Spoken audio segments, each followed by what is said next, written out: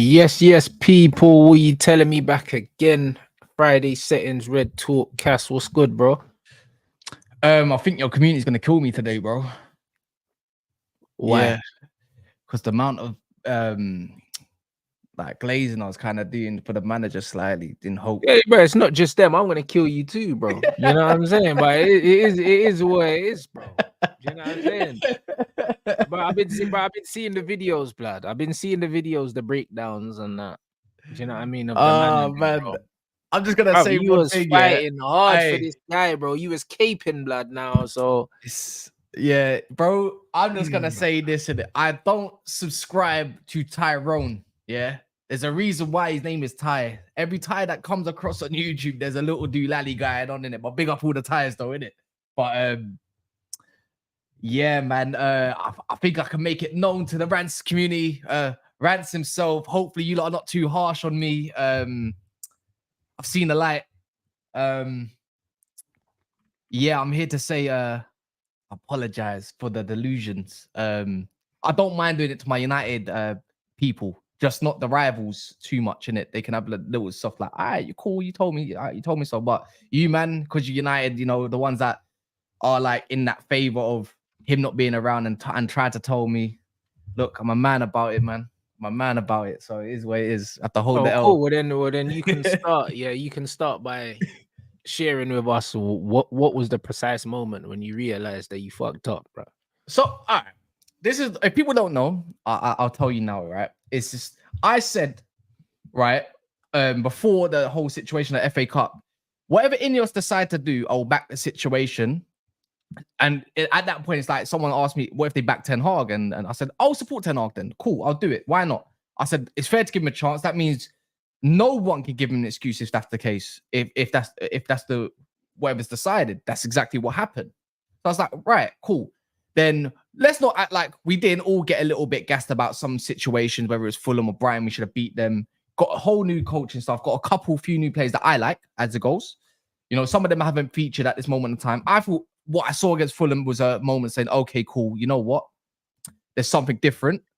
And then the Brighton game happened, and then the Bozo subs happened, and I was like, oh, crap. And that's when we was here, obviously, the other week, or last week even. And then obviously today, before Liverpool game, I said as well at the same time, I'll give Ten Hag 10 games unless he gives me 3 games that I don't agree with. And I'm not gonna lie, when you lose to Liverpool in the manner we did, when they didn't get our gear 2, and we got smashed 3-0 our own gaff, and you resorted back to last season's way of playing, because that made me feel like last year, what I was watching, and I'm seeing that once again, we've got the second deepest line in the Premier League, but the forward line's so high, you're leaving so many gaps. If anyone's done any sort of coaching in their lifetime, or even just like simple things like Football Manager, you all know about defensive lines and all this kind of stuff. You know you can't leave too much gaps within any of those spaces, and that's exactly what happened. Didn't this manager tell us that we were going to play a high line, though? That's what I don't understand. I thought with the Lick, you play a higher line. But why is it as well at the same time, from what I saw, which threw me over the line, is you went through the suicide way of one-man pressing. Sometimes it was a nice press for about 15 minutes max. They've done the 4-2-4 that we've been working on all summer on us, and we didn't do it back to them. You played inverted fullback, but you played Xerxes as a false 9, dropping in deep, and I saw Bruno dropping in deep. So who's up front? Because Rashford, people are quick to crash on Rashford, right? But Rashford made 3 to 4 runs that could have got, in behind. One of them nearly got to him, but 3 times he got ignored. Why? Like, what? Why is it so passive? That tells me that players aren't confident enough to do it when I've seen them do it. So for me, that threw me over the line, and I'm back on my bandwagon of saying I've had enough. I just don't. Even if he was a win against Southampton, I don't care. I would celebrate the win, but I don't care about him. Unless things take a drastic U-turn, which I don't believe in, it can't. Then we'll go from there, innit? And I don't care if I have to say, oh, you flip-flopped again, you're back in. I don't care. I just want to win. But at the end of the day, I need to win in a way where I believe that I'm confident enough going away to these dusty grounds like St. Mary's, even though they're bogeys, Palace, which is actually a bogey ground for us. But I feel confident I'm going to win on the day. I don't feel confident. Why do I not feel confident against a promoted side? Because we're not good. We're not good under this manager. Do you know what I'm saying? And I've said it a million times on paper. Yeah, this team is way, way, way, way, way better Mm. and it's showing us. Do you know what I'm saying? Loads of people saying our squad's not that good. I wholeheartedly disagree, and I disagreed last season, and I disagreed the season before, and I disagreed the season before, bro. Do you know what I mean? Man United have had a good squad for a very long time, bro. When you actually think that Ole Gunnar Solskjaer, bro, when man was showing me pictures of Paul Pogba, Jadon Sancho, and CR7 in the same team, I can't believe that we ever witnessed that, bro. It never, bro. Man saw a team of Pogba, Right. Sancho, CR7, bro, and Cavani and that, and we Mm. still weren't winning stuff. Like, That's right. its players have never really been the problem. Like, not really.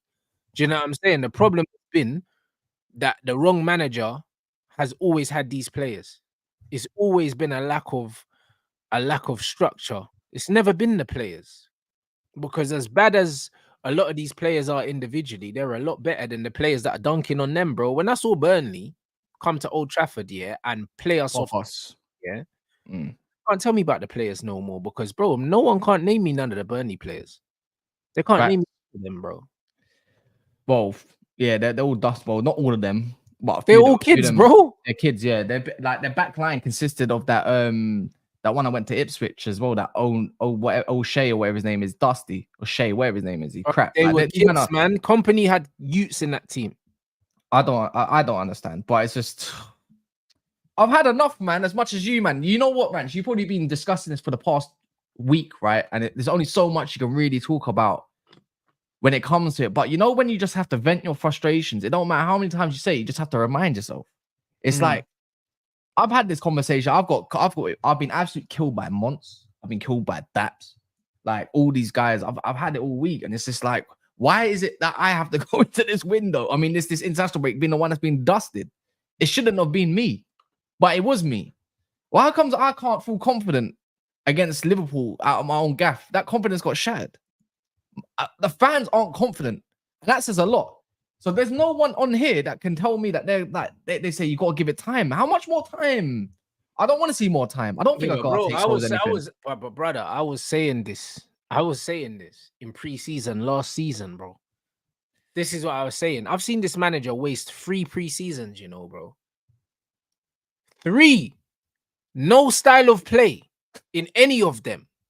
There is a style, but nothing effective. There's nothing that you can copy and paste, yeah, from one game to the next, from one preseason to the season. 2 preseasons we've seen Sancho win the false 9, never seen it in the league, and now he's not here. Do you know what I'm saying? We've seen Ahmad supposedly integrated into the starting 11, yeah. The brother played the day after his stepmom died, yeah, scored, and then got dropped the following game. This is what our manager.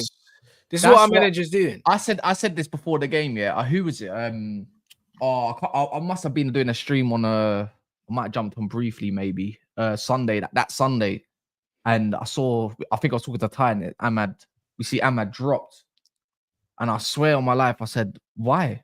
I can see, you know what, the managers thought, okay, we got his false 9, so that means we can play 2 wingers that got legs, pretty much the runners, basically, and think they're gonna go do something. It was pony. Do you know what I mean? Like, it was absolutely diabolical, because Ahmad starts that game, he would alleviate a lot of pressure when it goes up the field. Unfortunately, we've only got one of those wingers. Anthony can kind of do it, but he's a little bit too weak on the ball and a bit too passive, where Ahmad's more direct. Do you know what I mean? And it's just, that's where I look at it and says, I think you lost me at the lineup. Like, you can't really change them. And I don't know why. Why did we stop doing this 2-man midfield build-up? Like, why is it Casemiro picking up the ball? Like, and then he tried to change it to Kobbie, to drown Kobbie. You bring on a kid called, well, obviously Toby Collier. I think he's going to be a good player. I don't think he's going to be elite, but a good player. But you drowned it. You made him drown. Like, don't get me wrong. We didn't concede after he came on. But like, you see, why is Kobbie Mainoo so far away from the other midfielder? I don't. Why is it again? When it was Fulham, I saw Casemiro next to Kobbie plenty of times, and the line was higher up the field, meaning there's not a lot of space to drown in. Like, I just don't understand. It's like, yeah, but that's the point. You're basically saying that from game to game, we're not seeing the same football. Yeah, so that shows you it's not coaching. You know what I don't understand? Yeah, I look at it like this as well, as right is the way of what I lost my train of thought slightly. Is when you're building up with the ball with like Kobbie and Casemiro, you know what they're gonna do and you know what they're not gonna do. But what I don't understand is, oh man, is is you're making a 5-time Champions League winner look like an absolute bozo. Like, I don't know. I don't think he understands the matter of the situation. Is that how can you make elite players look crap? I don't think Casemiro's crap. Yeah, but bro, he doesn't. Yeah, but he doesn't care, bro. This is what you need to understand, yeah, because it's like the problem is not the players, because there's not a single player in this whole squad that I can't find useful, bruv, in the right system. It's an absolute fallacy, yeah, that someone like Christian Eriksen can't play for Man United. He can play for Man United, but he can play for Man United in the right position and in the right system. Same goes for Casemiro. Same goes for Kobbie Mainoo, bro. The funny thing is, like, KAS in the build-up here is not the biggest problem. KAS in the build-up by himself is the problem. Because Casemiro, in his whole entire career, has always won the ball and he's had someone right next to him to take the ball off him. Always. Whether it's Modric or it's Kroos, because a lot of the time, them guys alternate. KAS is never involved in the first phase picking up the ball. Like, never. And if he does end up doing that, there's somebody right next to him to take the ball off him. Man United, Kobbie Mainoo is not someone that has a crazy array of passing. He's not that player, bro. Like, Kobbie Mainoo needs to be further up the pitch, bro. People are showing, man, oh, look at Kobbie Mainoo's take on stats and all these things. Kobbie ain't no fucking 6, bro. He's a flair player that wants to express himself, put his foot on the ball, take people on, bro. Like, we'd get more out of him playing him on the left wing, bro, than playing him in the 6. Like, it makes no sense playing this brother in the 6, bro. I'll be honest, the guy's an attacker. So when I look at Kobbie's his strengths and his weaknesses, him and Casemiro together should never, ever, ever happen. Shouldn't. Like, it should never, ever, ever happen, bro. Do you know what I'm saying? There's loads of ways to set this team up here that wouldn't make these players look stupid. And ultimately, it's on the manager, bro. Even Rodri, bro. Like, you couldn't play Rodri in this system. Rodri will get fucking cooked as well, bro. There's too much gap. There's too much space, bro. Rodri's not doing no better. He's the best lone 6 in the world, yeah? And he couldn't play in this system, bro. There's no one that can. The fact that all of the fans are in agreement that Ugarte coming in doesn't change anything. So why is the criticism so heavy on Casemiro when the reality is nobody can do the job that he's been asked to do? No one. No, I agree with you there. No, I'm actually agreeing with you there. It's just, I don't know if you believe about the whole INEOS thing. Them coming, I think it's from Jamie Jackson. I don't rate him at all, by the way, bearing in mind. So this is why I take it with a pinch of salt. But they're not being happy with the deployed system, and obviously that's where it's come out. Like INEOS is telling the manager what formation to play. That's bollocks. No, INEOS is not the manager. Whoever come out with that, I think was it Marcel that come out with that. That's just bullshit. It's bullshit. Now you're backing the manager blindly over the board. The board don't tell him what formation to play. That's the whole point of a manager, anyway. So that just tells me a guy's run out of excuses. But with the way Jim Ratcliffe had his hands, his head in his hands, tells me that he definitely wasn't happy. Wilcox don't like the brother, anyways. Let's be real. I think Dan Ashworth is the one that was the driving force for him more time, then that's what we resulted in. I think we have to see something different, especially against Southampton. And you know what he is? I don't want to see no 1-0s. Like, I'm not in support of Amanda. As I said, I don't care. That won't be enough. That won't be enough to keep his job, though. No. Because you know what it is? My view is like, okay, when Tottenham come to Old Trafford, how are you going to annihilate them? Because last time we got a draw, we were 2-0 up, I believe, and we lost that. Well, we drew that game. We had one good half. We had one good half. They had one good half, and their goals were like meaty as well. The way they scored infuriated me. But if you go to Palace and you can right wrongs, we'll see from there. But it's not for me. It's not about a few games and say, "Oh, do you back your manager now?" I'm like, "No, you got to give me a whole good season."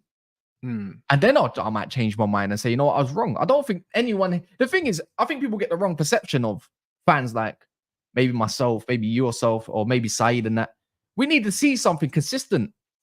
And we haven't. It's too inconsistent. So at one point, how much more money in that do you want to give this guy? And how much more time do you want to give this guy before it ends up going to oblivion anyways?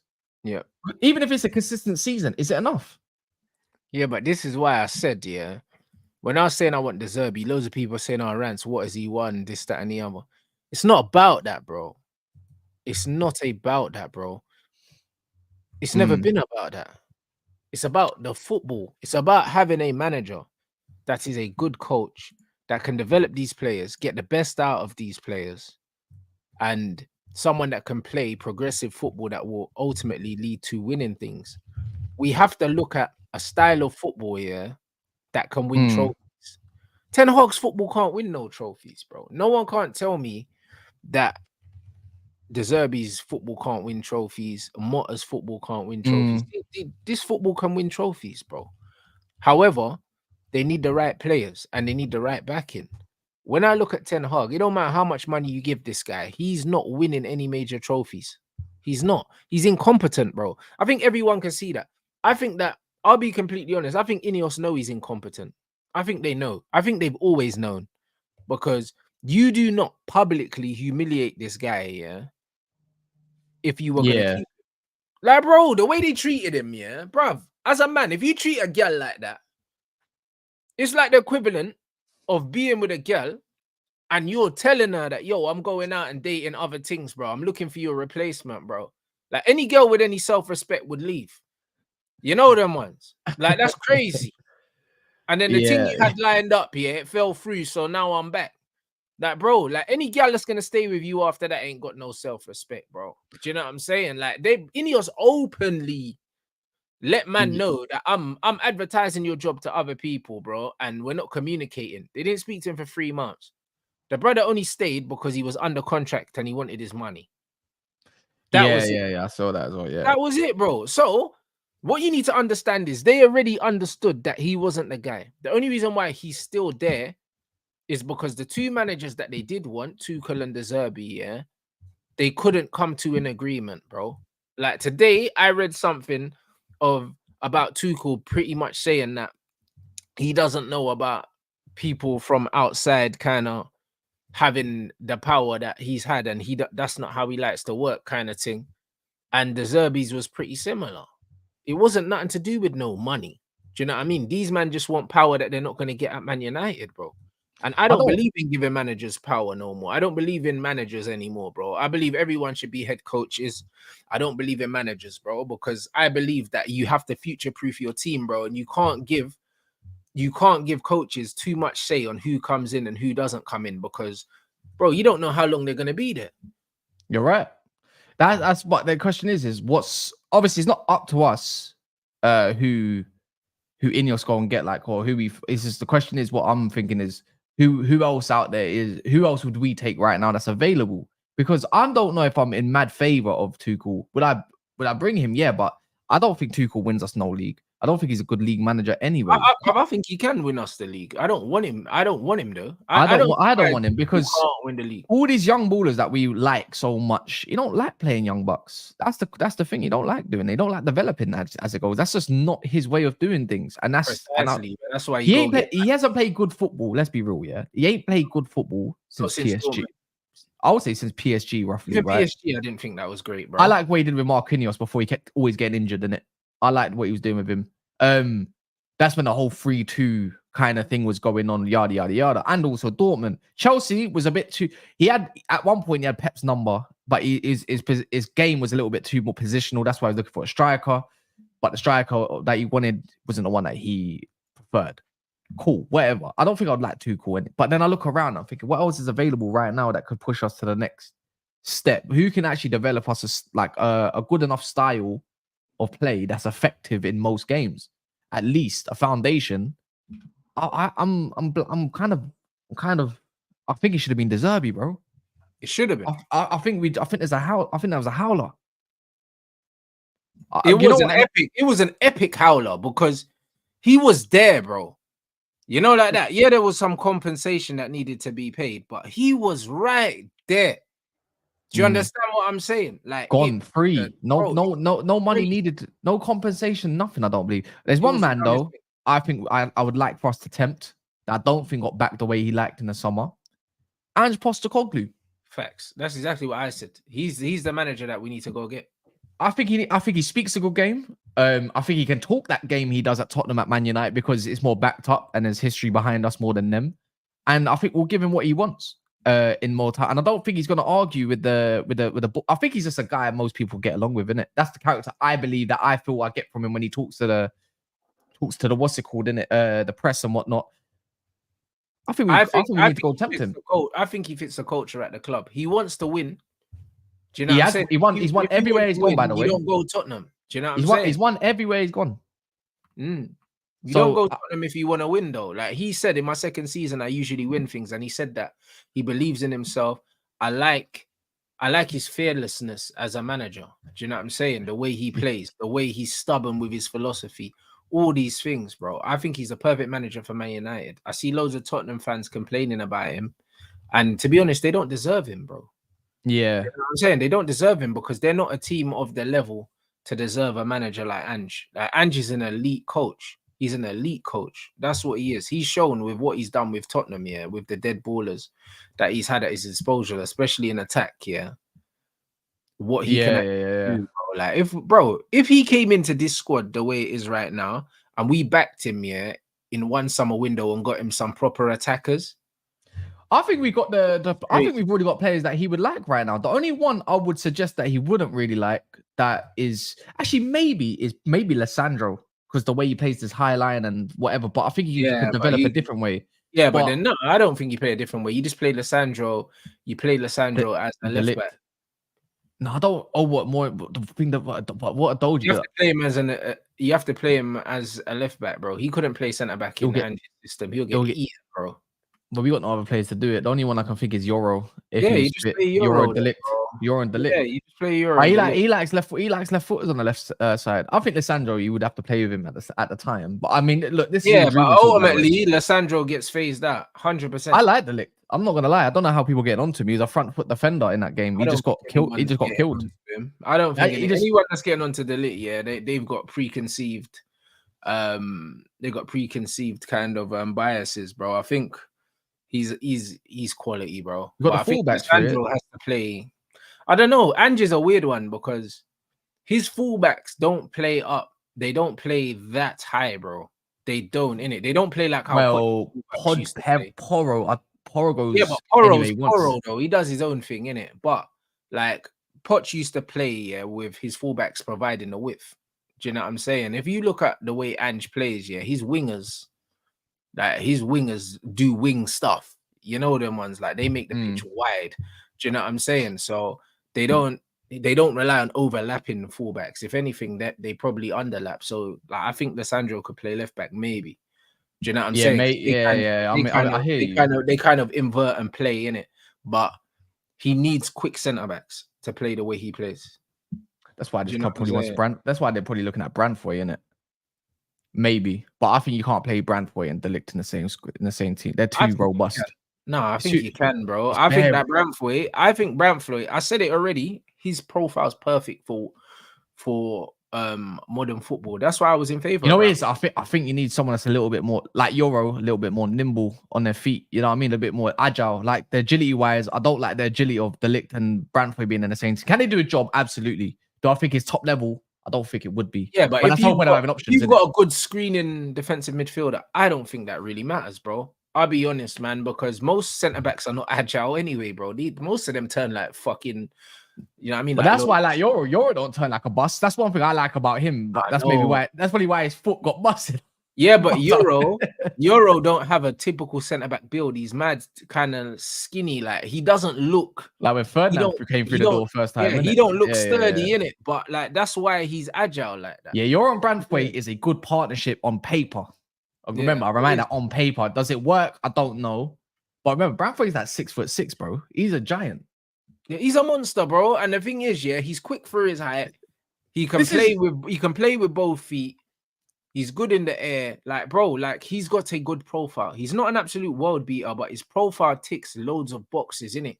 Like he's not Van der Ven, but do you know what I'm saying? He could do the Van der Ven role, bruv. Do you know what I'm saying? So I reckon with the noise that's coming out of Spurs, it's weird. Like, I think it's not going to be a long year until Ange gets fed up there. And the fans are already getting fed up with him. So he would be one that I would keep an eye on because Man United are talking about best in class and all this bollocks. Do you know what I'm saying? If you want this best in class, go get Ange, bro. Yeah, I can't think of another manager that I feel that could come in and do something that I don't know that I would like anyways. But then again, I said if INEOS like another manager that I don't prefer, then I'll back it anyways because I got no choice because I wanted Ten Hag. Every time I want a certain manager, it just don't work out anyways. Yeah, but that doesn't matter though. Like you wanted Ten Hag, but like you wanted him for a reason. and he's come in and said that, yeah, he's not doing the Ajax thing, bro. Like, I knew he was spineless as soon as, yeah, the brother said we can't play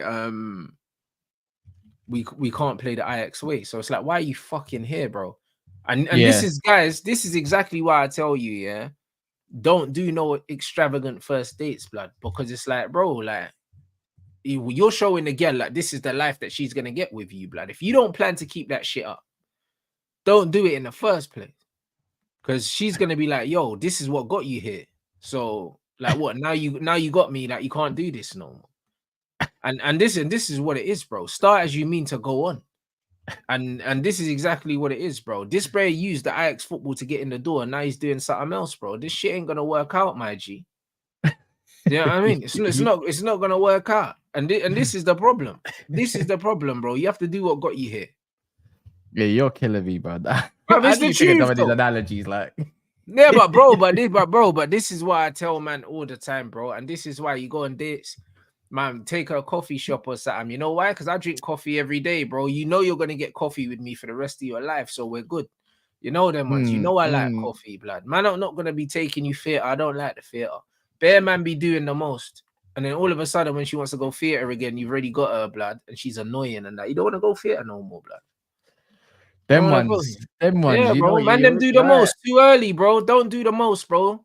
Do what you normally do, blood. Do you know what I mean? And then you invite her so she knows how boring you are.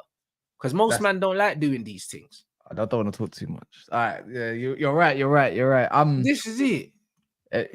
This is what you call tactical thinking. That's what you gotta always do, bro. Do you know what I'm saying, bro? This is what you gotta do. This prayer showed man. Do you know what I'm saying? Man showed man a certain amount of football. Man's talking about Champions League fucking semis. He's talking about all the trophies he won. Man seeing all this football, and we think, oh, this is coming to Man United. And then when we get here, he's like, nah, I'm adapting to Man United. Bro, what are you talking about?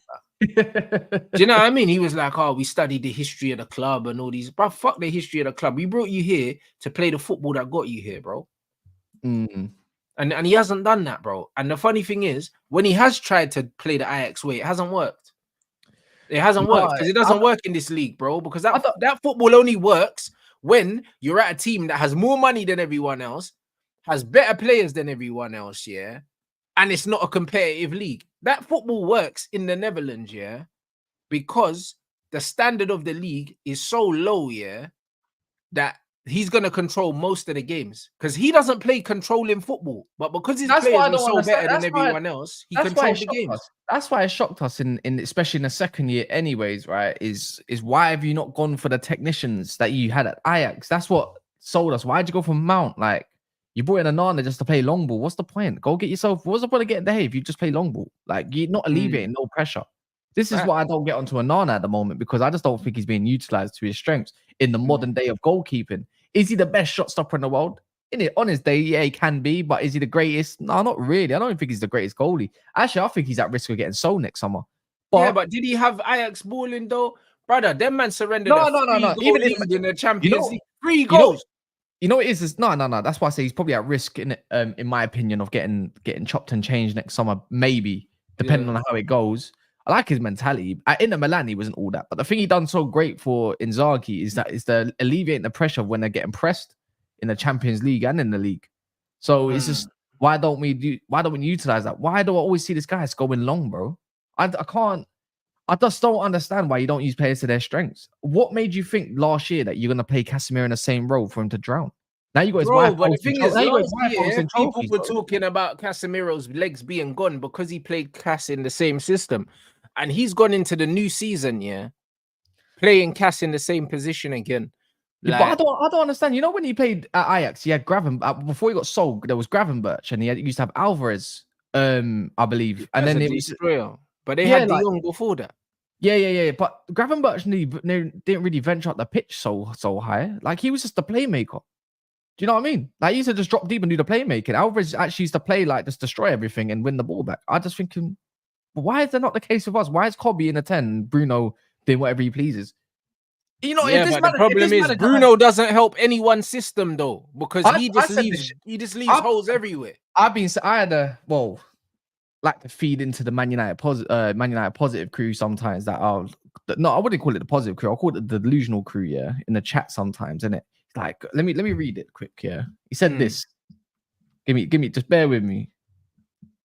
All right, this won't be hard to find. So last night, yeah, United fans are the worst people on earth. I said, tell me about it. Some actually think Bruno is world class because I believe he feels like he's world class, isn't it? And then on my word, went into a whole meltdown of a whole paragraph and all this kind of stuff. Won't name him because I like him. He's a cool guy, innit? But I'm just thinking, this guy's had 5 years at United, I believe, yeah? He had 5 different midfields pretty much. And and there's not a common denominator of why we suck so much and can't control a midfield. Bro, it's been our worst finishes in history, you know, since he's been here. 5 years ago, Bruno was cold.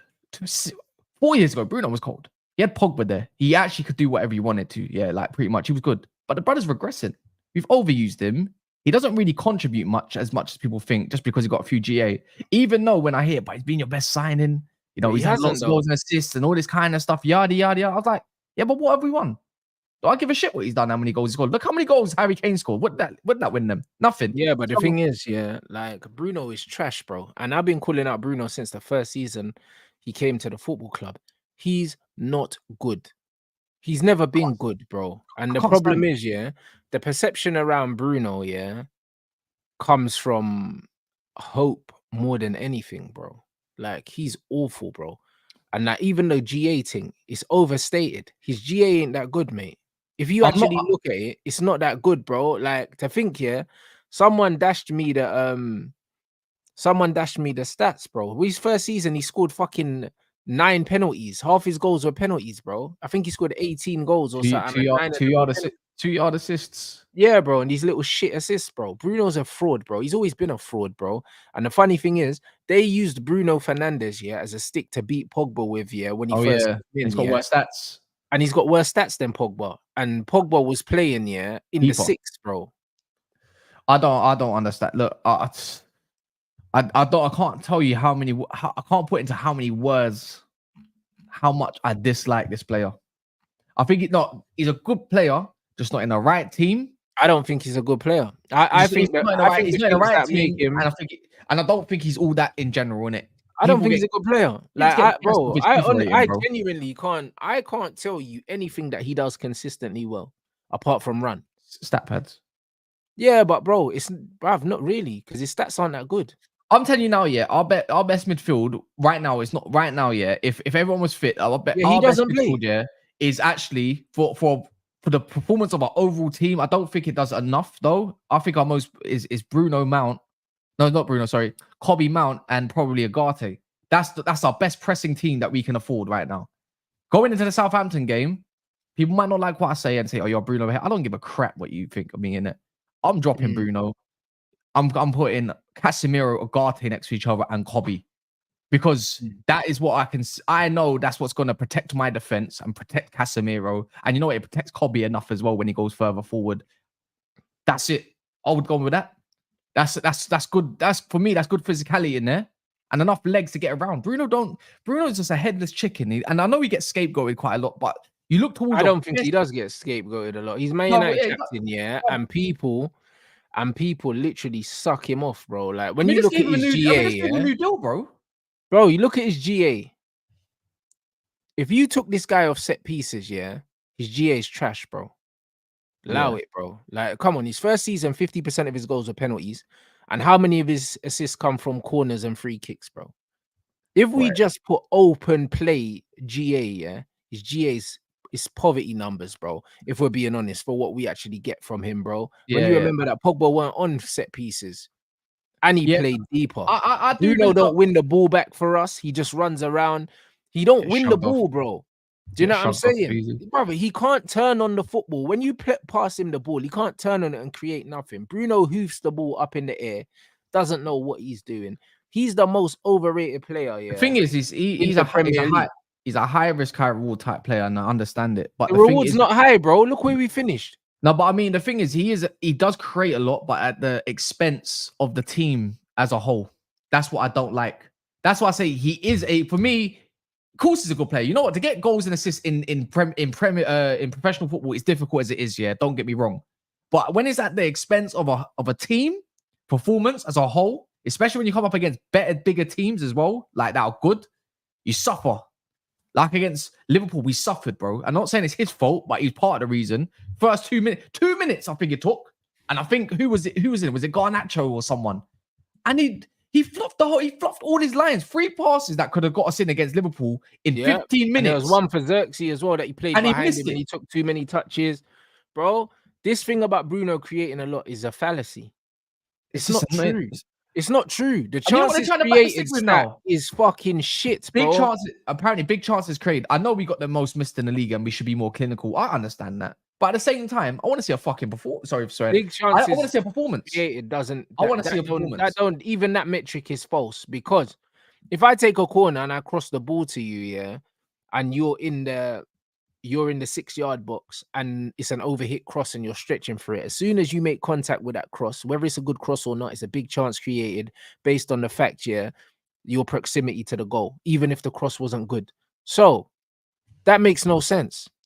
Bruno's stats are false, bro. The big chances created thing, if you take corners, you're going to create loads of big chances. As soon as someone gets on the end of a corner, it's a big chance. If you take free kicks, yeah, direct free kicks that you're tossing into the box, as soon as you toss them into the box, if someone gets on the end of it, it's a big chance, whether the cross was good or not, bro. When you watch Bruno, how many times does Bruno play passes, perfectly weighted passes that puts people clear through on goal and they don't score? Very rarely. I'm not trying to hear this big chance created thing. It's an absolute fallacy, bro. This guy gets assists from hoofing the ball up in the air to Rashford, and then Rashford running 15 yards and scoring, bro. That's not no fucking assist, bro.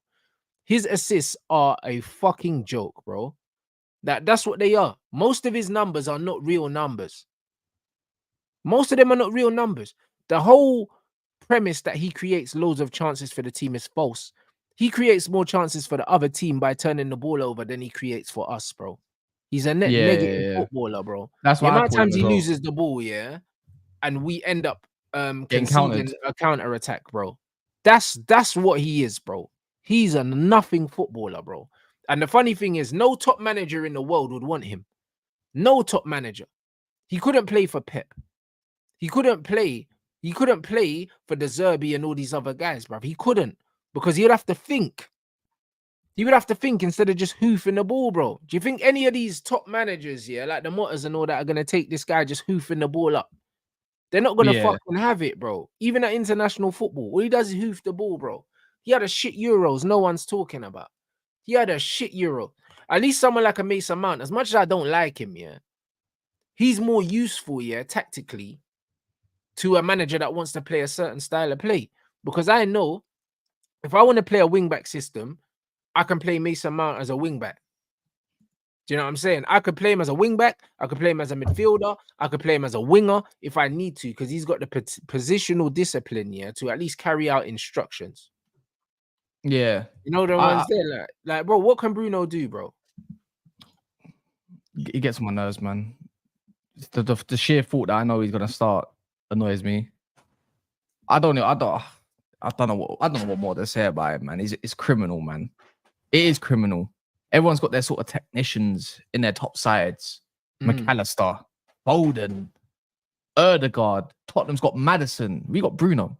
But that's what I'm saying. He's trash, bro. But you know what? People rate him based on numbers that are not real.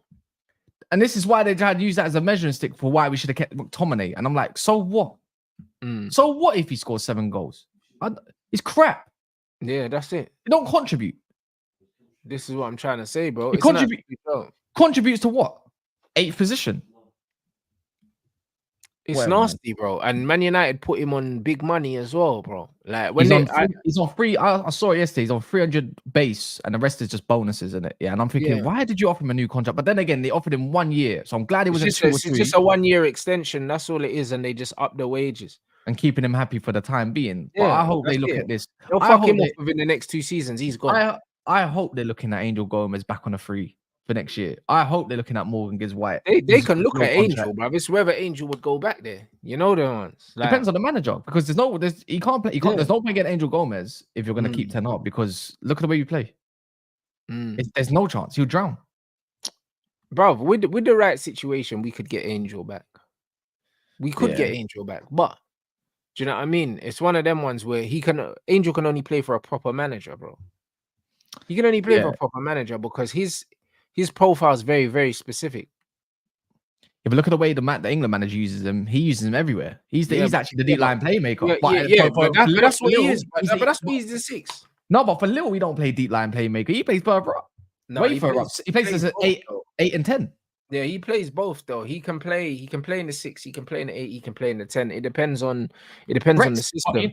Remember, bro, he can even play off the left, bro. He played well off the left as well for us, bro. Like he's a versatile player because he's nimble and he's never got his chance. And I think a lot of us at that time wanted him to be given his chance just for him to get sold. You know what it is though? INEOS said it first. They want the best in class. They want British players. Brexit means Brexit. Bring Angel home. It's simple as that. It's as simple, especially if it's on a free. It's not like you're paying 80 million like we did for Pogba. But on that notice as well, with Bruno, look, if people don't believe us, go look what Ole Gunnar Solskjaer said in the overlap. This is why he's erratic the way he's erratic. Yeah, but bro, when Oli was there, he told bruv, the first thing Oli said to this pussy was, do what you was doing at Sporting, bro. He didn't coach him. Yeah. Oli gave him the freedom to run around like a crackhead, bro, and just launch the ball, bro. Do you know what I mean? Like, I despise Bruno. Out of all of our players, I think I despise him the most, blood. Him and Luke Shaw. It's very, very close. TTM, that comment there, that's exactly what it is.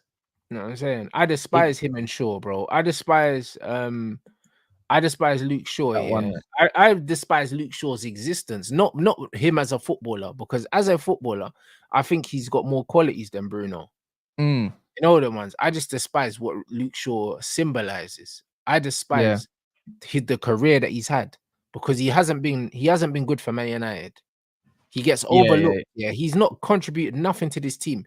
If he retired tomorrow, bro, man couldn't sit down and say, yo, Luke Shaw done this for us, bro. Because all the best Man Uniteds we've had, we haven't needed him to be who we are. We didn't need him to win the trophies we won. Like, he's a nothing footballer, bro. He's had a nothing career, if we're being honest, bro. Like, what is career highlights for Man United, bro? He ain't got no career highlights, bro. He's a nothing player, bro. And it's one of them things where every time people do their Man United 11s, they're still trying to shoehorn this scrub in there, bro. Like, what are they doing, bro? Like, he's nowhere near Mazraoui's level. He's nowhere near it. I'd rather play a right-footed left back than play him. Yeah, so you're talking about Luke Shaw, yeah, of course. Yeah, of course. He's too much of a letdown. You can't keep letting this guy get back into sell INEOS a dream. Because the thing is, he'll probably come back and be fit for 7 months aside. And then I don't want him to start tricking, like hoodwinking the board, thinking that he's gonna continue. He needs to go next summer. Actually, no, he needs to go by Jan. We need to be looking. I hope we're looking at Anthony Robinson in January. I hope. We lack athleticism at this club. Yeah, someone that's actually naturally calm with getting up and down the pitch with ease. You know, but even that becomes less of a problem when you're intelligent, bro. No, I hear it. But the thing is, at the same time, look at the type of players we have. We need athleticism in that team. We lack it so much. So when it does come to pressing, this is why these men gas out quick. They ain't got the leg for it. Yeah, but pressing's not athleticism more than but it knowing when to go. Of course it does, but not really, because Bruno can run all day, but he don't win the ball. Rasmus can run all day, but he don't win the ball. Garnacho can run all day, but he don't win the ball. Like, Bruno's not an athlete, though, man. Bruno's not an athlete. Bruno's not an athlete. He's got duck feet, and he just runs around. But the point is, he's got an engine. It's not the lack of engine, bro. It's the lack of the intelligence. It's the lack of knowing how to press, the body shape, when to press, what the triggers are. That's a combination of poor coaching and poor football IQ. They don't understand how to press.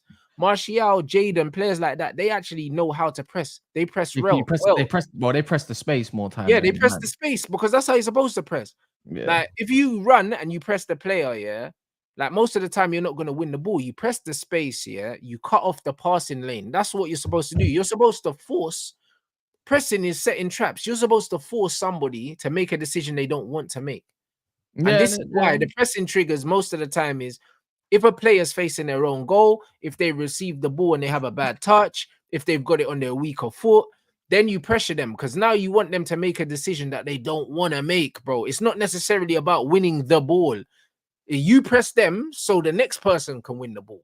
It's not necessarily you. No, I hear that. I know it's all about the timing, but I'm saying athleticism definitely does help. It's when we get skipped and the recovery runs. It's when the players can't get back in time. That's why we like athletic players. That's why you look at Rabiot and players like that. Unfortunately, not the greatest, but the recovery is a lot better. Stats can prove that as well. Anthony Robinson's recovery is what helps him out, bails him out a lot of the time. He's not the greatest defensively. I'll be honest. But one thing he does, he has good recoveries, and only athletic players can really get there and do that. It's like it's great from the pressing point, but what about after that when it gets beat? That's it. That's why I can't. This is why we lack technicians and we lack athletic players, naturally athletic ones.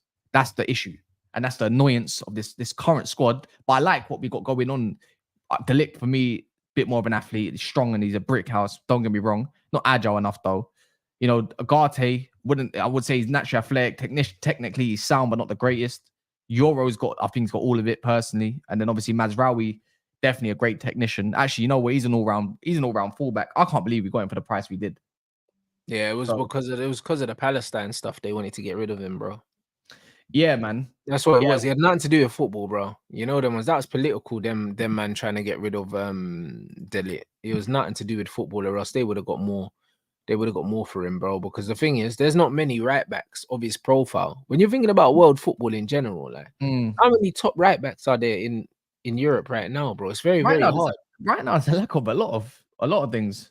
Yeah, because these men are just robots now, bro. They can play anywhere, and this is why I said when you got someone like a Mason Mount, yeah, Mason Mount, he'll do what he's told. Do you know what I'm saying? And that's why you can use him in multiple positions if you have a good coach.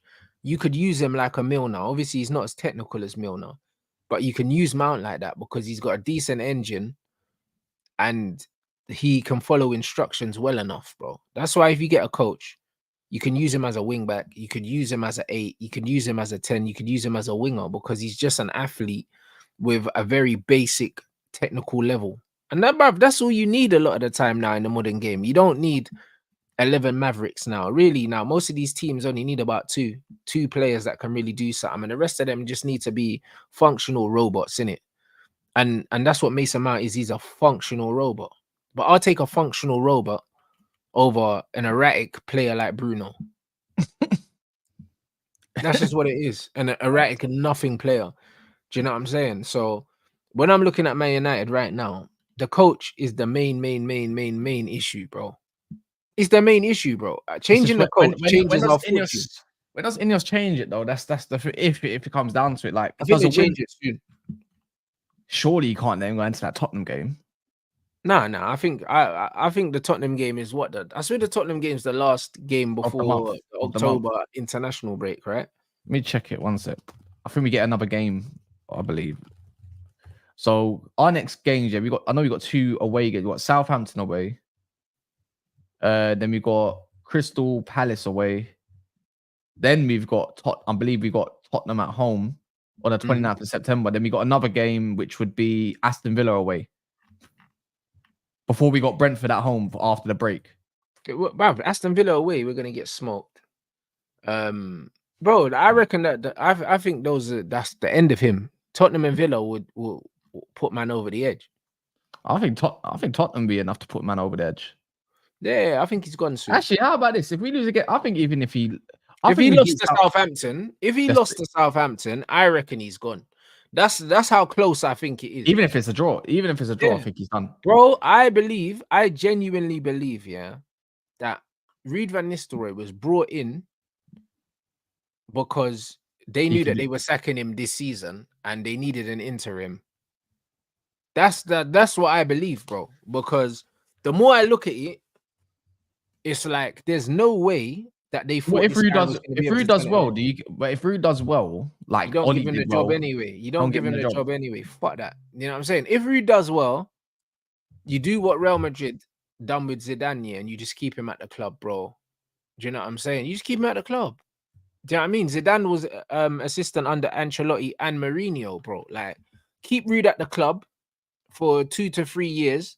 Even if he does well as an interim, you still keep him there and you say, listen, Do you know what I mean? Stay amongst the players, this, that, and the other. And then, boy, after this manager gets potted, do you know what I'm saying? Then you can have your chance, but you still got to do your apprenticeship.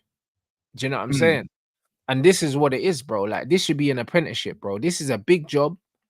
And we shouldn't make man think that, yo, we're just handing shit out, bro. Do you know what I mean? It depends on who the next manager is going to be. Like, for instance, if it's going to be a Tuchel who's in his 50s or something, cool. Rude can be Tuchel's assistant. That's fine.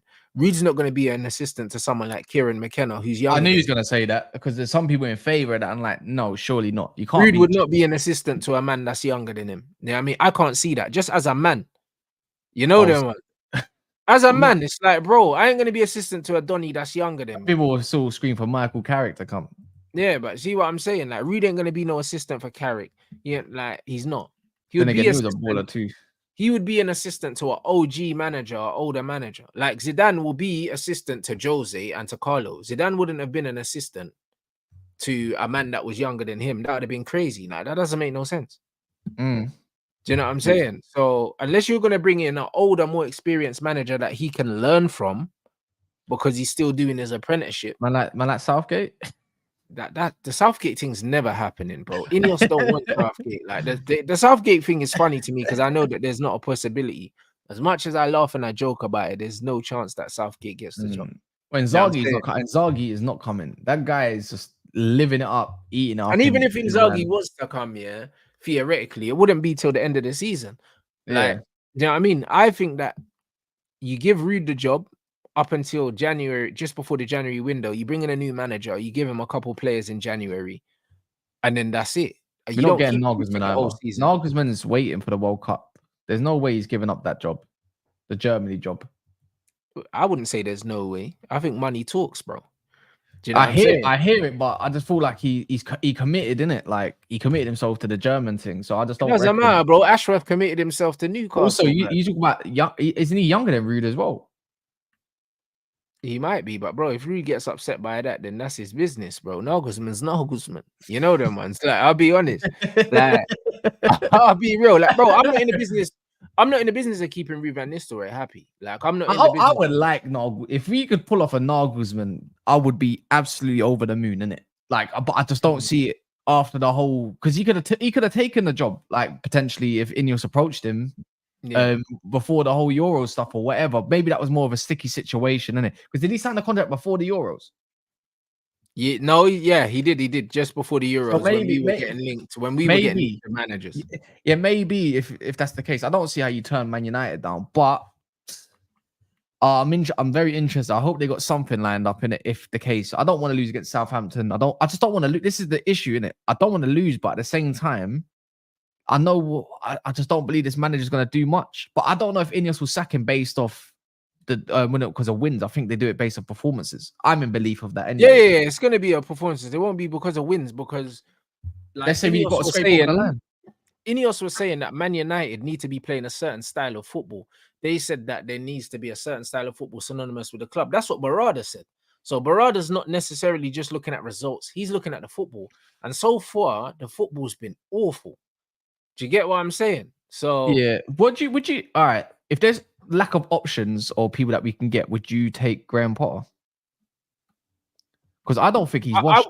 No, I think Potter's good, but the problem with the Potter situation again is they've already made a decision by bringing Ruud van Nistelrooy in. Ruud van Nistelrooy and Graham Potter, to me, I don't think their tactics align either.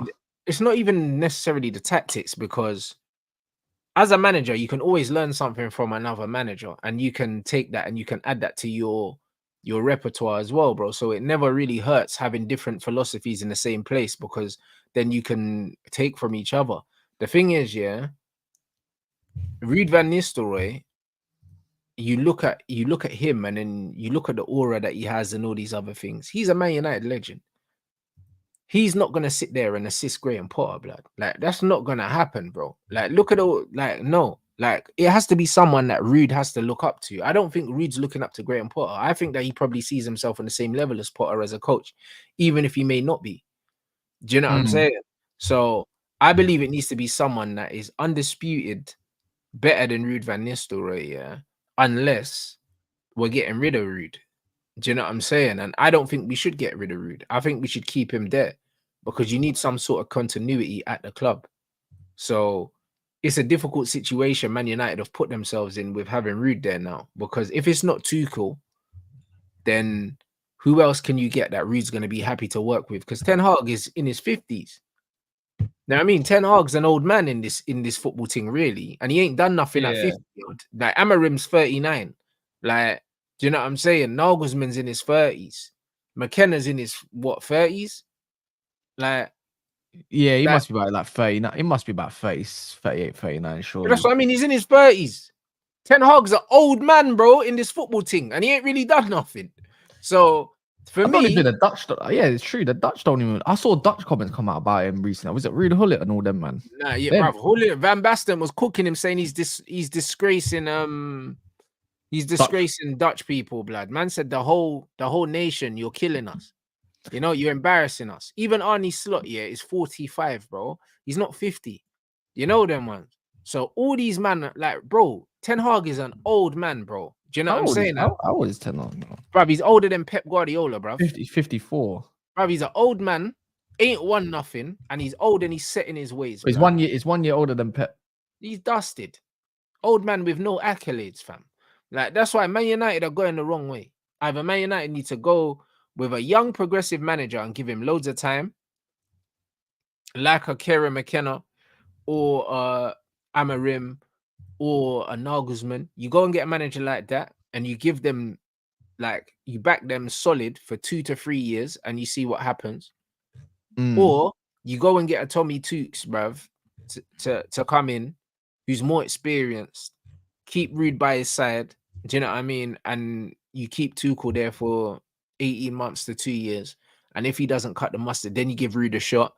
And if Rude's not good enough, then we get rid of Rude. But I don't feel like you can do all of those things. Do you get what I'm saying? You can't do all of those. We've got another week until, well, it's not even a week. I can't believe we still got another 7-8 days until we get we're the first game, innit? So we'll see what happens there. Southampton away, man. St. Mary's has just not been a nice place for United over the years, regardless. Bro, listen, neither is Crystal Palace, bro. I've been Crystal Palace to watch United, and we lose every time I go there. I can't remember the last time I went to watch. I think it was one. I think it was it under Ollie, mate? I think it was end of the season, Palace, a couple years ago. I think we drew or something like that. It was dusty. Yeah, I think it was the Ashley Young game, blood. I think I was there, bro, and I think Ashley Young scored a banger. I think he might have scored 2 that day, blood. Ashley Young was doing the mad thing, bro. If you want to lick the start, don't get Tuchel. Tuchel's the one that brought him in. Tuchel's the one that dropped Upamecano and what's his name, Kim Min-jae. Yeah, Tuchel was playing De Ligt. Yeah, and Masraoui. Standard. He was playing left back over Alaba. Yeah, it's just a bit of a mad one. It was a bit of a mad one, bro. I'll be completely honest, bro. But yeah, man, it's just not great. Yep, not great. I don't know where we. Oi, the Matic banger when it dropped to the edge of the box and he rasped it, bro. The Nemanja Matic. Was that the game? That was Crystal Palace. Let me check this. That was Crystal Palace, bro. Head to head. Let me check this head to head quick, man. 11v11. There we go. During lockdown. The last time we drew to them at Crystal Palace. Actually, it was only in 2023. Yeah, 18th of January, we drew to Palace 1-1. Was that the Elise free kick? I'm pretty sure that was. Yeah, that was the last minute thing. Yeah, literally, that was a jar. We went Palace last May, but recently lost 4-0. Yeah, 2019 February, Man United away at Crystal Palace. Ashley Young and Lukaku. Yeah. I was there. That was the game. 2022. I remember that we smoked them. 2022. Yeah, the last time we beat them was 2020. You're right. Actually, we used to beat them even before that. 2019, beat them. Actually, there's bare W's. How about this? There is mad W's. Maybe Crystal Palace ain't so much of a bogey round as we think it is, but because we've only lost there twice in the last few 5 years, like 3-5 years. But yeah, that was the game. That was the last game, man. That was the last game man went to that we won there, bruv. You know them ones I remember. And that's it. It's that pink kit, blood. You know what I'm saying? So everyone liked that kit, man. Yeah, that's what I'm saying. So yeah, 2019, fam. We smoked them there. But yeah, I don't like going to Palace still. Are you in favor? Do you subscribe that you feel like Lisandro's also like getting worse, or are you more to the fact that he's been injured for time? Just let him have a run of games, it will become all right again. I don't know if he's getting worse or if we were so down bad, yeah. And Lisandro was, I think Lisandro was a false flag. That's what I think. Do you know what I'm saying? Because they say hindsight's 2020, yeah. I don't think Lisandro's getting worse. I think that because Lisandro was meant to be the sign of us playing more progressive football and he was a ball playing centre back, I think we overlooked a lot of his deficiencies before because he was new. You know them one. Because we seen him on the ball and we thought, you know what, he's a ball playing centre back. Man United are trying to play this Ajax football. So he's kind of a reflection of the football we're trying to play. Do you know what I'm saying? But bro, he's just not that good, bro. Like, we just have to keep it a buck, bro. Even his passing's overrated, bro. When we actually do squeeze up the field and we're on the halfway line and we got teams pinned back, bro. You know the amount of times Lisandro just gives the ball away with shit passes, bro.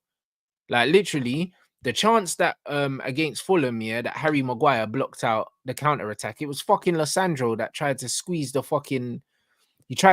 pass, lost the ball, blood, and like he tried to be mad clever and step in front of the player to win the ball, and he didn't win the ball, blood, and the ref played the advantage, bro. Lisandro's a liability on the halfway line. He's awful, blood. He's fucking awful. No. If we're gonna play the high line, Lisandro, like, you need to phase this brother out, bro, or he needs to play left back, bro. He can't play on the halfway line. I don't care what anyone says, bro. Like, he's short and he's not quick, bruv. Now, I mean, people getting gassed because he barged the Dharma off balance, blood. Like, bro, anyone can do that, bro. Anyone can knock someone off balance when they're running. Like, I don't know, man. I think it's too early to call at the moment for him. Because if we're gonna cuss manager out the same way we can cuss players out that have been consistently garbage, like Bruno. But I think we need to give this one maybe a few more games. Actually, you know what? Tell a lie. Bro, he hasn't been good since he came back from injury, bro. Yeah, I know he ain't been good, but that's the thing. That's the only grace I'm giving the fact that is the fact that he's been out for that long. I want to see him more. He needs more competitive games under his belt before I'll be like, you know what, this guy's either dusty or let's just see what happens when a new manager comes in. Most men get exposed for what they are in it, if they suit or not. So regardless, I think he's definitely good, but I just don't think I just don't think he's in good form. Yeah, but good at what though? This is like, bro. Well, I think he's underrated in the air. Even though he's tiny, like, I think he's underrated in the air, and he does win. The thing is, when you want to play high front foot football and you want to press the teams and all that, and you just want to be aggressive on a man, at the same time, I think he's good at that. But I don't think it should be the lick that does the front foot defender. He should be the one that covers. When we've seen him do the front foot more than Lisandro's been doing the cover. That don't make no sense to me. I'd rather Lisandro be the one. Lisandro on the front foot's not good, bro. He don't intercept well. Like, he loses the ball a lot, bro. Literally, the Fulham chance I'm telling you about. He tried to step in and he fouled him, and he does that all the time. I think we need to see a little bit more as well, because his passing qualities we don't use to his advantage. Like, switching the play, Lisandro when it comes to diags is wicked. Yeah, we don't do that enough. Even in behind, we don't use him enough. I saw him do it once against Fulham. We don't do enough because our wing. Yeah, but he's not consistently good at it, bro. Like, the thing is, yeah, people need to understand in football there's levels to everything. I don't think there's anything that Lisandro does exceptionally well. He's got no key strengths other than being passionate, bro. That's it. He's got no key strengths. He's not amazing on the ball. He's not. He gives the ball away way more than he should, bro. Like, he's not a very, very good passer of the ball. He's not. People talking about CDM and all of that, bro. That's nonsense. It's not DM. You'd get skipped too much. He's got no legs to play in midfield. It'll be like Daley Blind there all over again. But the thing is, Daley Blind was a way better footballer than Lisandro on the ball. Ooh. Way better. Bro, it's not even close, bro. Daley Blind. The reason why Daley Blind could play left wing back, left centre back in a free, centre back, and in midfield is because he's got mad football IQ. Lisandro can't read the game like Daley Blind. No, he can't read the game like Daley Blind, in my opinion, in them positions. But I think Lisandro is definitely a serious footballer, because I'm not gonna remember. I'm still remember when Louis van Gaal put Daley Blind in that DM role. He scored that one good goal against West Brom, but after that he was drowning. That's why he went centre back. Yeah, but that's because he's not mobile, but neither is Lisandro, bro. I think, but Lisandro's he's a good no, footballer. Lisandro's more tenacious than Daley Blind, but he's not a better footballer. He doesn't read Aesthetically, the game. Blind looks better when he passes it. Yeah, Yeah, because he's more technical, and also he reads the game more. Lisandro, what he doesn't have in reading the game, he makes up for it with brute force. Do you know what I'm saying? Like, that's what he makes up with it. Like, it's like, right, if he doesn't get there and he gets there late, he's going to leave something on someone. Whereas Daley Blind wouldn't do that. Daley Blind will get skinned because he's not going to put that challenge in. Do you know what I mean? But the point is, everyone accepted, yeah, that Daley Blind, yeah, as good as he was as a technician, yeah, he didn't suit the modern game. Like, he can only play in certain systems because he was all the qualities he has, it's all about what you lose with a player, bro. Like, in football, there's always trade-offs. Do you know what I'm saying? Is what I get from this player enough to make up for what I don't get from this player? This is what the conversation should always be. Always. Bruno Fernandes. All the stuff that Bruno gives me, is it worth surrendering positional discipline, all these other things? To me, the answer is no, so he shouldn't play. When I look at Lisandro, for what he gives me on the ball, does it make up for his lack of speed, his lack of height, his lack of reading of the game? No, it doesn't. Do you know what I'm saying? Like a height, but Lisandro's actually good, and like Lisandro's not bad in the air, bro. Like, I'm not being funny. He barely gets dunked on. He wins a lot of headers. Yeah, but bro, when I say his lack of height, it's not just about being bad in the air. It's all about physical presence. Because just when, bro, even when you're defending corners, yeah, if you're being marked by a 5'8" centre back or a 6'3" centre back, you think it doesn't make a difference even before you get off the floor? Of course, it makes a difference. Because if I'm already towering over you, yeah, before the ball comes in, I'm winning the header. I don't care how high you can jump because I can just lean on you. I can just lean on you. So you're not getting up. And if you are getting up, I'm getting up before you because I'm bigger than you, bro. Like, if a man's towering over you, there's nothing you can do. Well, you say that in football, I'll say I'm just a bit taller than Lisandro. What happened to my eyes? Because I was up against about 6'5", 6" brother. I had him every single time in the air. I was out jumping him, even on the corner. And then one time he said, "Fuck that! I'm gonna use my foot." I outweighed him, sliced my eye open, fam. With his boot. That just means he's not very smart. That's all it means. Some players are like. It just means that he's not smart. He's not a smart player, bro. Because if you're a smart player, yeah, and you know that because leverage is a real thing. If you know that someone's shorter than you, as soon as you lean on them, bro, it's over. The man's not going nowhere. Can lean on them, but depends if you let them out muscle you, innit? But nah, to be real, I'm not getting out jumped, yeah, by no man that I'm giving up 4 or 5 inches of height on. I mean, they're giving up 4 or 5 inches of height on me because I know, yeah, that, bro, if this guy has got a taller leap than me, then I'm not giving him the space. I'm not giving him the space, bro. When he jumps, we're jumping at the same time. And I'm leaning on you. And I'm leaning on you, bro. That's why you see smart tall players, when the ball gets put in, they just lean on, man. Boy, man, there's nothing you can do. Once man's leaning on you, what are you going to do? You can't go nowhere, bro. Like, that's why. Remember when we played Brentford and Lisandro was getting bullied from the corners? I remember, yeah. Man, we're just leaning on him. Like, that's how you deal with these dons. You just lean on them, take them out the game. That's all you need to do, bro. I don't care how high you can jump, yeah? Both of us are starting with our feet on the ground. Do you get what I'm saying? Like, both of us are starting with our feet on the ground. It's just like if we're in a fight, yeah? I don't care how high, yeah? How good you can grapple, yeah? We have to start the fight standing up. We're not starting the fight on the floor. So you have to take me there. I'm not allowing you to take me there. But, but I think we need to give, if there's one player that we can put, like, I think we can reserve judgment on at the moment. But now, anyways, I think it's him, innit? I think he's allowed a few more games before we can just say. It's been a long time, bro. Like, he's been injured, innit? He's been injured. Bro, that's not giving him grace. Injury, and he hasn't looked better, bro. It looks like the injury's taken stuff out of him. Like, but the thing is, Man United ain't really looked that much better as a whole. Even Lisandro, yeah, before the injury, he used to receive the ball at centre back, drop the shoulder, step past people, and step into midfield. He's not even carrying the ball as much no more. It's like he's scared to get clamped. He don't look like the same player, bro.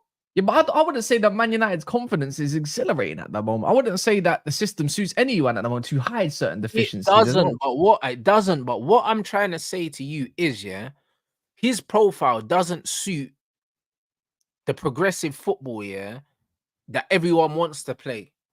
If we want to get the best out of Lisandro, we need to play a mid-block 4-4-2, defend with a reasonably deep line, and that's how you mask his deficiencies, bro. That's how. If you want to play on the half line, we were talking about Ange. If you want to play on the halfway line, you can't play Lisandro as a centre back. Impossible. He'll get ripped. You got to play him as the left back. He's too short and he's too slow. Maybe that's the case, but I'm not personally. I'm not judging him as of yet. Innit? I think I don't think there's nothing really wrong with our back line. I think it's more of our midfield. A midfield is just midfield and the shape are the main problems. But what I'm saying is, yeah, let's not gloss over Lisandro's poor performances, but then call out Casemiro and call out other players. So I'm just saying we got to keep it consistent. If we're gonna ignore the shape of the team and start calling out players and saying they're not good, then why should we skip over Lisandro? No, he's right. Like, no, you're right. He's not been the greatest of what we remember him from when he was consistently playing at a moment of time. But at the same time, I believe we can play a progressive style with him in the team. I just don't. Not as a centre back. Maybe not. But at the same time, I don't think the midfield helps. It's like I've got images right now in my head of when he was trying to find a player in the midfield, and there was only one player to really pass to because either A, the fullbacks are way too high and not really positionally there, or B, the other two midfielders are not next to Casemiro. There's a lack of option, or people just moving in general. And I saw De Ligt do as well. De Ligt, they kept going sideways and backwards and sideways because there's nothing going forward. It is a 4-2-4 that Liverpool want to press with. There is gaps. We saw the first gaps in the 15, 20 minutes, but there was not enough consistency of it. No one's moaning then. Just, yeah, he needs to... Yeah, but this is the point. Here's my point, yeah? And this is what's jarred me the most. People are always making excuses for Lisandro, yeah? Saying that he ain't got no options to pass to, but neither does Casemiro. So why is the same grace that's not what Casemiro? I'm talking from my perspective. Like, as much as I would want Casemiro to leave because I don't think the modern game suits him at the moment. Is at the same time, I'm not gonna be harsh on him. At the same time, I said it at the start of the show. Like, he's drowning, and right now it doesn't suit anything that we want. But I can't really go in. I can't get into it. I know, but I'm saying, why is the discourse not the same, bro? Because at the end of the day, KAS is playing in a single pivot where players are running away from him, and there's never an obvious pass, yeah, apart from a backward one. And people are saying his legs are gone and he can't do this and he can't do that and he can't do this when he's playing in a one-man midfield. So, but when Lisandro is playing in centre-back, he's got way more options than fucking Casemiro, bruv. No, I hear it. Why can't he find his own man? Casemiro deserves his criticism because at the end of the day, as a midfielder... so does Lisandro's then. No, but the way Casemiro... Like, if we're going off of that game in particular, with Casemiro, I'm not being funny. If you're a midfielder, you should... Even if you're just technically decent at that, if you play anywhere in the middle of the field, you should be scanning. He didn't scan. He gave away the ball. Yeah? He gave away the ball in the thumb area. Which goal are we talking about? Was it was the first one where you could have played it to Masraoui on the right? That one. No, but it's not that he didn't scan. He saw Kobbie Mainoo and he tried to find Kobbie Mainoo in it. Like, and he tried but he shouldn't have done that. There was right hand side. There was options. Open out your body. Yeah, he shouldn't have done that. He made a mistake. And in the second one, well, then again, people say he should have been passed or whatnot. I don't even know if he should have received it in that position, but he took way too long. The second one, he stepped out and he got dispossessed from behind. He didn't see the tackle coming. And the fact that he had to take 3 touches here when he was stepping out in the first place, because he's looking for a fucking passing option that's not there. So again, that comes down to the system. Not as an experience at the same time, he's not experienced in that position, though. You're saying the thing is, experienced players in general, you should know in the Premier League by now, you've been in that long, you don't have more than 3 seconds on the ball. You should know that in that game, Liverpool are pressing. That's not always correct, though. That's what. But I said I didn't really blame him for that goal. It was annoying because he lost the goal. My head was hot, but when you look at it overall. You look at the options that are in front of him. I'm not being funny. The referee, I can't believe this got pointed out. Referee was actually blocking his vision at the same time as well. Twice. The referee was in his way. Why was Anthony Taylor so close? Because right in front of him was, I think it was Marcus. I have no idea, bro. But the point is, have you not seen it? Have you not seen it, bro? I don't know what the American thing is called. I think it's an American show, yeah. But they said we're not blaming this as the why Man United lost. but we have to look at the referee position. I was like, what? I was like, all right, let me look at this. Go look at the second goal. I'd like after this year or even now. Look at the view. Why was the ref standing there? And you look in front of him twice. Yeah, in the way. Another one, by the way. Garnacho, I believe, was in. Bruno was gonna, when he does that hook pass he likes to do. Guess who was in the way of that? And you see Bruno getting stressed. Anthony Taylor's in his way. And which actually led to one of our goals that we conceded. So, boy, there we go, man. I hear that, we're not going to blame the ref. I'm not blaming the ref, but the thing is, if the ref is not, but as a midfielder, if you've ever played midfield, if the referee's in your way of trying to block your passing lane, it makes you take an extra second. It takes an extra second. It should never be there. I hear all of that, but when I look at the Casemiro thing, the first situation, there's bare problems with the Casemiro situation. It depends on how far you want to get it back. It's so easy to break down, and point out the one mistake that was made that led up to the goal. But there were numerous mistakes made in that build-up, bro. Kobbie Mainoo had the ball on the left-hand side, could have played Dalot in, who could have played Rashford in, and we would have been counter-attacking into Liverpool. He decided to go infield to Bruno Fernandes, who decides not to turn on the ball, even though he was in acres. He could have turned and gone straight to Rashford, and we were on the break. Instead, he goes back to KAS. So there's this thing, where are we really blaming? Let me explain it. I'm trying to explain it in football terms, bro. Listen, because obviously I know it from futsal terms because it's all the same anyway. The point is, in football, there's lines of pressure. Of course there is. Once you break the line of pressure, you do not play the ball back into the line of pressure. Do you get what I'm saying?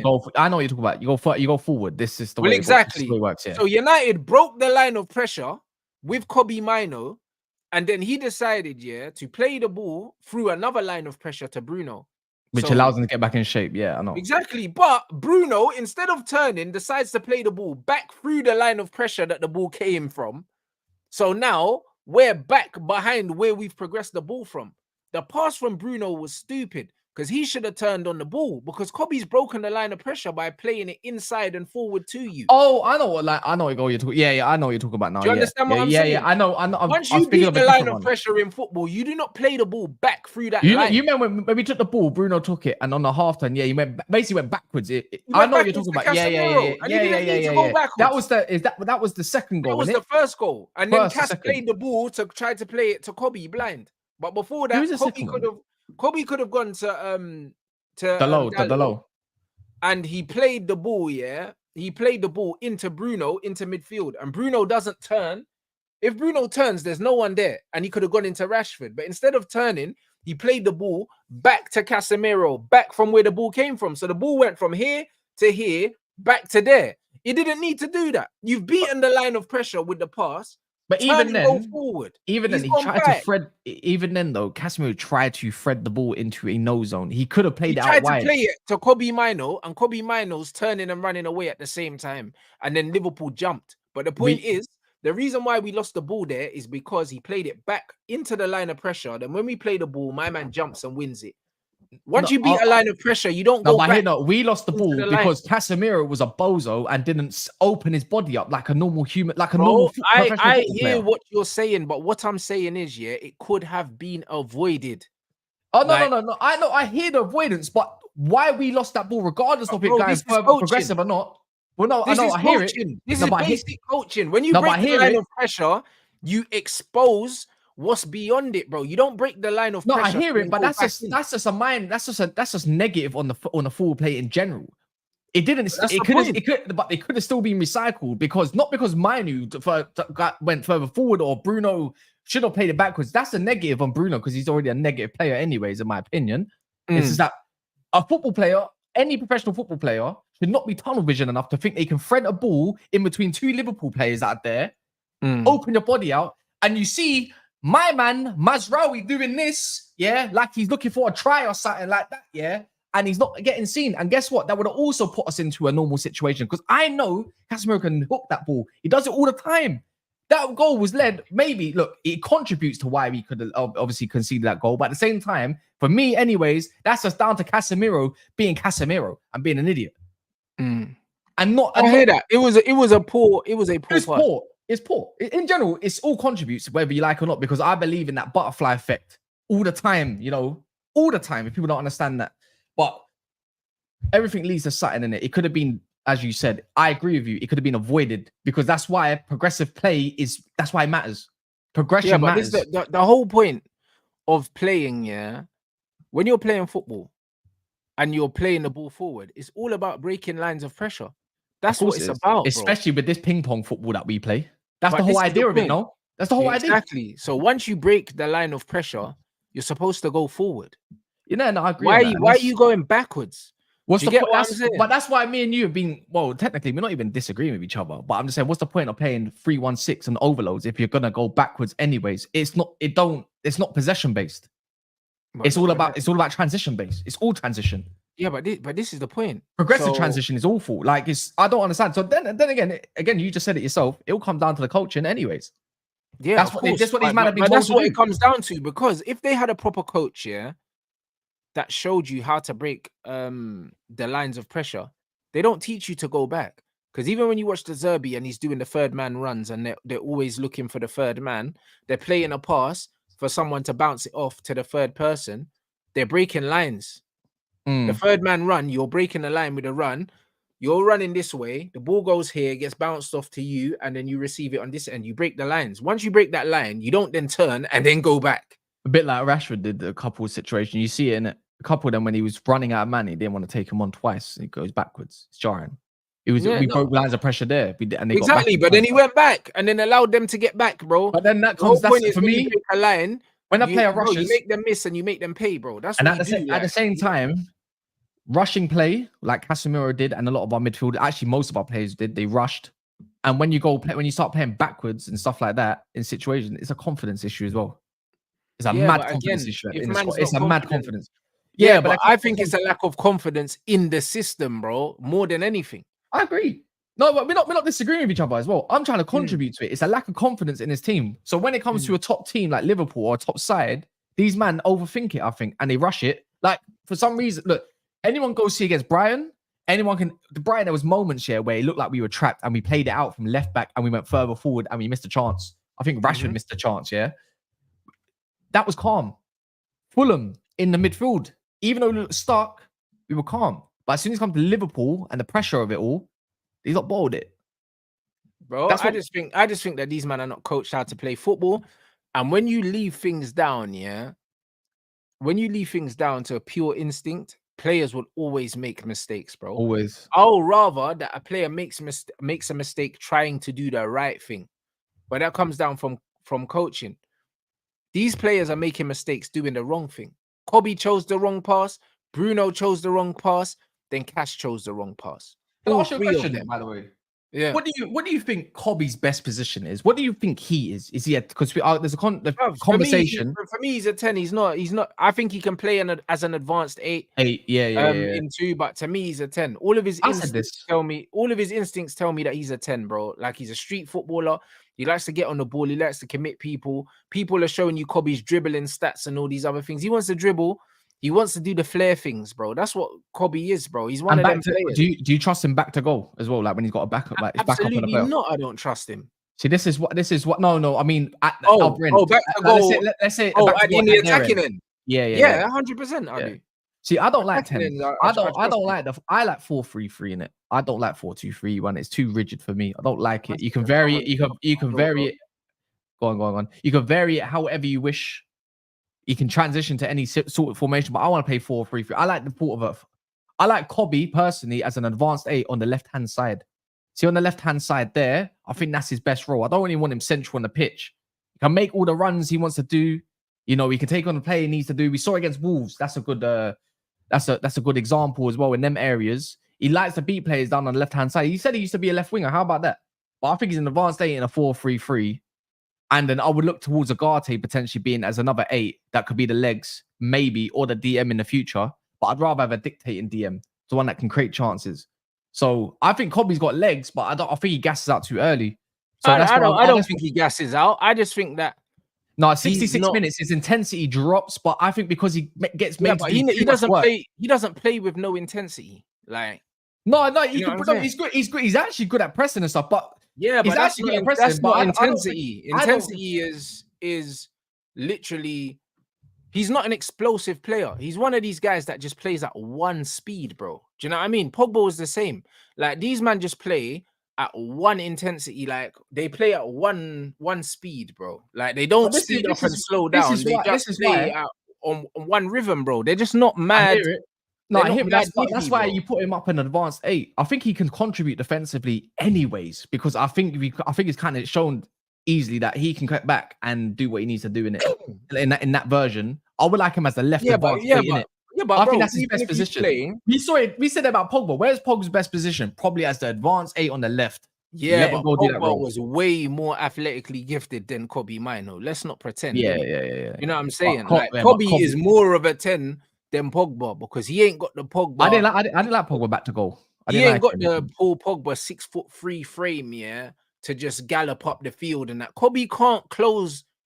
Like when you watch someone like Bellingham, for instance, yeah, the reason why Bellingham's so good at box crashing is because he's tall, he's got a long stride, and he's got an engine. Kobbie ain't got that engine, bro. Like Kobbie's not box crashing, arriving late, and that he's not getting there.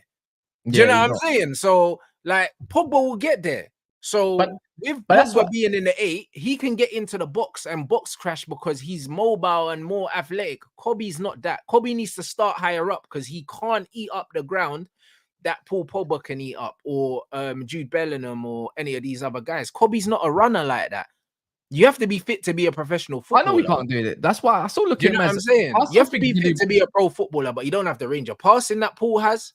He don't have the stride he has. No one's going to be like but this is what I'm trying to say. So when man are saying, yo, he's an 8 and this, that, and the other, even when you look at Kobbie's passing advanced range, 8 for me, man.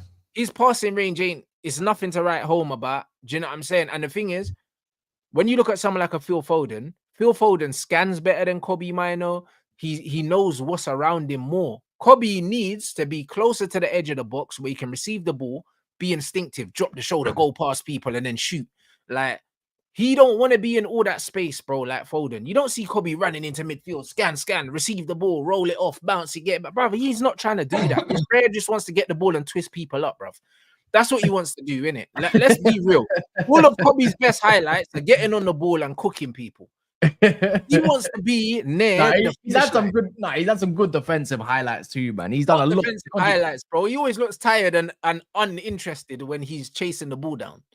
That's not his game. He just wants to. But I like him. But that's why I say on the left 8, because when you say even twisting up a man and that down that left hand side, he looks comfortable in it. Yeah, but like, if you play in the 10, you can go left and the right. You can go wherever you want. I haven't really seen Kobbie on the right. I'll be honest. I don't really see him operating there too tough. Yeah, but that's what I'm saying. But I can't judge it. He'll drift wherever he wants to drift. If I said to Kobbie Mainoo, you got the freedom that Bruno has, yeah, when we attack, but when we defend, you just have to get into this zone. Get into this area. Just see him into his shape, innit? Do you know what he's really good at though? He's really good at intercepting the ball. That's another good quality of him. His interceptions are serious. Yeah, well, there you go. So I'd rather Kobbie Mainoo intercepts the ball higher up the pitch because he's got a decent vision. He's got a decent eye for a pass and a decent weight of pass. I knew he's gonna. Yeah, exactly. I agree with that part. So I want him pressing and winning the ball higher up. So I need him. Yeah, in my 4-4-2, I need Kobbie Mainoo in the first line, pressing with the striker. Yeah, with the striker. Yeah, that's where I need him. I need him where Ødegaard is for Arsenal. That's where I need Kobbie Mainoo. That's how I envisioned it. That's what I was saying, and more as the advanced 8, because Ødegaard don't really do 10, but he's more on the right. Ødegaard does the 10, but he's not a 10. He's an 8. Yeah. You know what I'm saying? But that's how if I view Kobbie gets into the positions that Ødegaard gets into, he scores way more goals. That's the difference. Maybe he's got a good shot. Kobbie can finish, bruv. Ødegaard's got that little wrapped finish in the bottom corner, yeah, on smash. But he don't always shoot. If Kobbie gets in those areas, Kobbie's shooting more than who you having behind then? Like, because this is where I look at is I think a guy and Casemiro just be the two, just don't advance. Really. And you know what?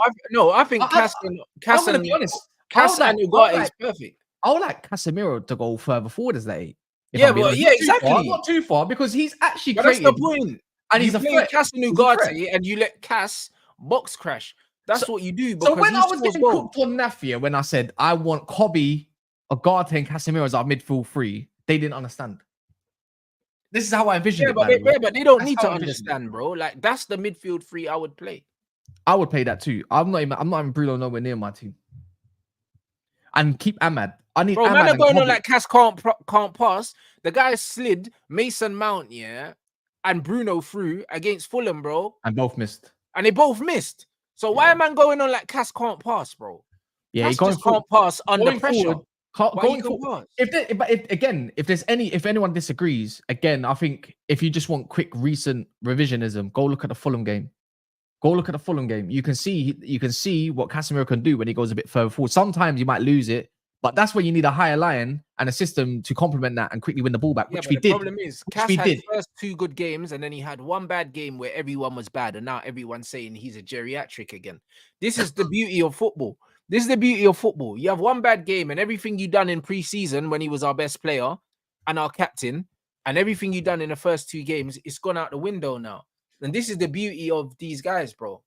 This is the beauty of these guys. Man are writing off Casemiro. The guy was our skipper in pre-season and our best player by far.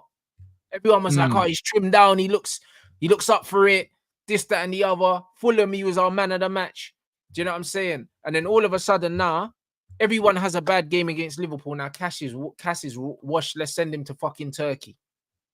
That's what man are doing, bro. Like, I'm not here for all this bullshit. I'm not here for it, bro. Casemiro's not the problem, bro. Do you know what I'm saying? People can have a problem with how much he's getting paid. They can say that, cool, we shouldn't be relying on him. But, bro, Cass is not the fucking issue here. Yeah. Community Shield, he was solid as well against Man City. Yeah. Yeah, you're right. I just don't think that's why I said when I look at that game, Ten Hag went back to his old shenanigans once again, innit? So, bro, these man, he went back to his 3-1-6 bollocks. Nobody likes it. There's no player. I implore anyone to tell me what player looks good and comfortable in the system that we're playing. Just name one, bro. You can't. You can't. So what are we doing? So why is Cass the talk of the town when nobody looks comfortable? Yeah, no one looks comfortable. That is it. Even I think Toby Collier is starting to offer as well. Again, but if you deploy in the way he did when he come on against Liverpool, there's no progression. There's no getting better for him. It's just McTominay with a bit better dribbling. Bro. You got to find balance. He still ain't found balance. But then the argument would be he ain't got a guy in it. But I don't think he makes much of a difference. He's still drowning. He doesn't make a difference to the shape. Listen, our prime N'Golo Kante don't make a difference in this midfield. Same with Sergio Busquets. Bro, Sergio Busquets could only be Sergio Busquets because he had players close to him. And you know when another issue is Busquets dropped the shoulder and was breaking the lines, he always had a pass close to him. Sergio Busquets wasn't receiving the ball, with no one around him and just dropping past man and just body flying everywhere like John Wick, blood. He had passes. Bro, you see that compilation that come out of him recently? I was just like, yesterday, I was like, oh man, this guy was something. He's something else. For me, it was something else. I was gonna say that, and another thing people don't understand as well. Can someone let me know? Has Zagate gone to Uruguay on? Has he gone to do up the international break, or has he stayed at Carrington? I think he would have gone. There's no reason why he wouldn't go. Like he played in the Copa as well, so he's fit. And one thing that I can say easy when, especially South American players or players that have to fly far back, I don't expect Ugarte to have a mad good performance, regardless even if he starts, because bro, them plane travels take a toll on the legs. So we're gonna go back to watching Casemiro, Kobbie, and even Casemiro. I don't think he's gone. I don't think Casemiro got selected. I'm not too sure. I think he's staying. No, Cass ain't going. I don't think. Yeah. I don't think he's gone. So we're gonna be back to Southampton with Kobbie, Casemiro, Bruno. The thing is, 3-1-6 formation is not the most haram thing, whatever. Because you know what? When you see a lot of other teams, they also deploy this 3-1-6. It's just how their versions. I ain't seen no team. I've seen it with Arsenal as it against Brighton. You see one midfielder left in the middle of the park, where there was Thomas Partey there. I've seen it. He was even with what's it called, Rodri staying there while the Vardio does the bombing up thing. Yeah, but it's not a 3-1-6. It's a 3-2-5. It's just that one of the guys in the pivot might jump from time to time. Yeah. But I've seen the low. But even against Liverpool, the low, like, why? This is what I don't understand. Why did the low not invert the way he was doing before? He was actually doing the flying wing back thing, innit? Him and Mazraoui. So you went back to old habits. That's another like piece of evidence. But evidence. that's because of what the manager wanted, bro. The manager wanted a 4-2-4, bro. So I don't understand it. So why did he stop inverting the low? Don't get me wrong. The first game, the low was a bit. He just come back really. So there was a little bit like. He's not inverting Dallo no more because he wants to do this 4-2-4, high press, high width bullshit. It's nonsense. And this is what Arnie 4-2-4. Would it be 4-2-4? It's more like 2-2-6 against Liverpool. The fullbacks were gone. I hear that. I hear what you're saying, but again, that's why Arnie said it was so easy to deal with, bro. Because he just left his wide players up and he just played through the lines, and they were laughing at us, bro. Oh man, I can't. It's embarrassing. This manager's a bozo. Man said he got dealt with by a manager that's been in this club at Liverpool for 30 seconds. It's a disgrace. Like, if we're being 100% honest, yeah, this cannot and will not continue for much longer, bro. Like, the basic framework for a team is not there. The basic structure is not there. And while the basic structure is not there, every single player at this club will continue to suffer. There's no player that's thriving. There's no player that's going to be happy. I mean, that's going to miss this manager when he's gone, because he's making them all look bad. Right now, yeah, if we look at this Man United team, who can you really say, yeah, like their value has increased under this manager? No one. Nobody. Do you know what I'm saying? Xerxes started one game. People are chatting shit about the kid already, yeah? And we ain't even used him properly. How many times have you seen the ball played into Xerxes' feet as the final man that's allowed him to be able to link, bro? We can't get the ball to him. We can't get him the fucking ball. That's where he lost. Like, what was the stat that come out by him? I don't think he's a bad player, by the way. I still think he's a good player. He's got the fundamentals and everything. But I think he lost like 10 joules or some crap. Like, is that what the thing is? Yeah, but what's a joule, blood? What is even a joule, bro? Headers, losing out on one. Even a joule, bro? Do you know what I'm saying? If you play me the ball, yeah, and I don't jump for it, cool, yeah, I lost the joule, bro. I'm not going for it, but it's a shit cross. It's a shit ball. Like, this lost joules and joules won. That's nonsense to me. Like, what's a fucking joule, blood? It's just like take-ons, bro. Man talk about take-ons, yeah. Then when I look what man are calling take-ons, they're not take-ons, bro. If I'm there and you go around me instead of going past me, how have you taken me on? You haven't. No, but if anyone watched the game, regardless of stats, Xerxes was cheeks in it, and he missed us 2 big chances. Yeah, but he wasn't great. But he wasn't great. He wasn't great. No, he's cheeks. Cheeks. No, he wasn't though. Was cheeks. No, he wasn't. This is what I'm saying. Man is saying he was cheeks, yeah, but bro, Man United were cheeks, bro. No, I know that, but I'm saying he was no worse than anyone else, bro. But I'm just singling out in it him on his performance. Like, there's some players that I would not like. It's still arse. Like, the lick wasn't bad. I thought he was average, to be fair. He was good enough. No, but bro, the reason why I'm calling bullshit on this, yeah, is because you man are only saying he was shit because he didn't score. You know them ones, because at the end of the day, if Xerxes would have scored both of those chances, even though the second chance was very difficult, if he scores both of them, you're saying that he played well. So you man ain't even looking at it. You're not looking at his overall performance. You're just saying that he played bad because he didn't score because he didn't score. I didn't mention that. He kept losing but it's a fact though. It's a fact though. His performance was cheeks. It's okay to say that he was cheeks. No, but you're saying the performance was cheeks, yeah, because he didn't score. That's the point.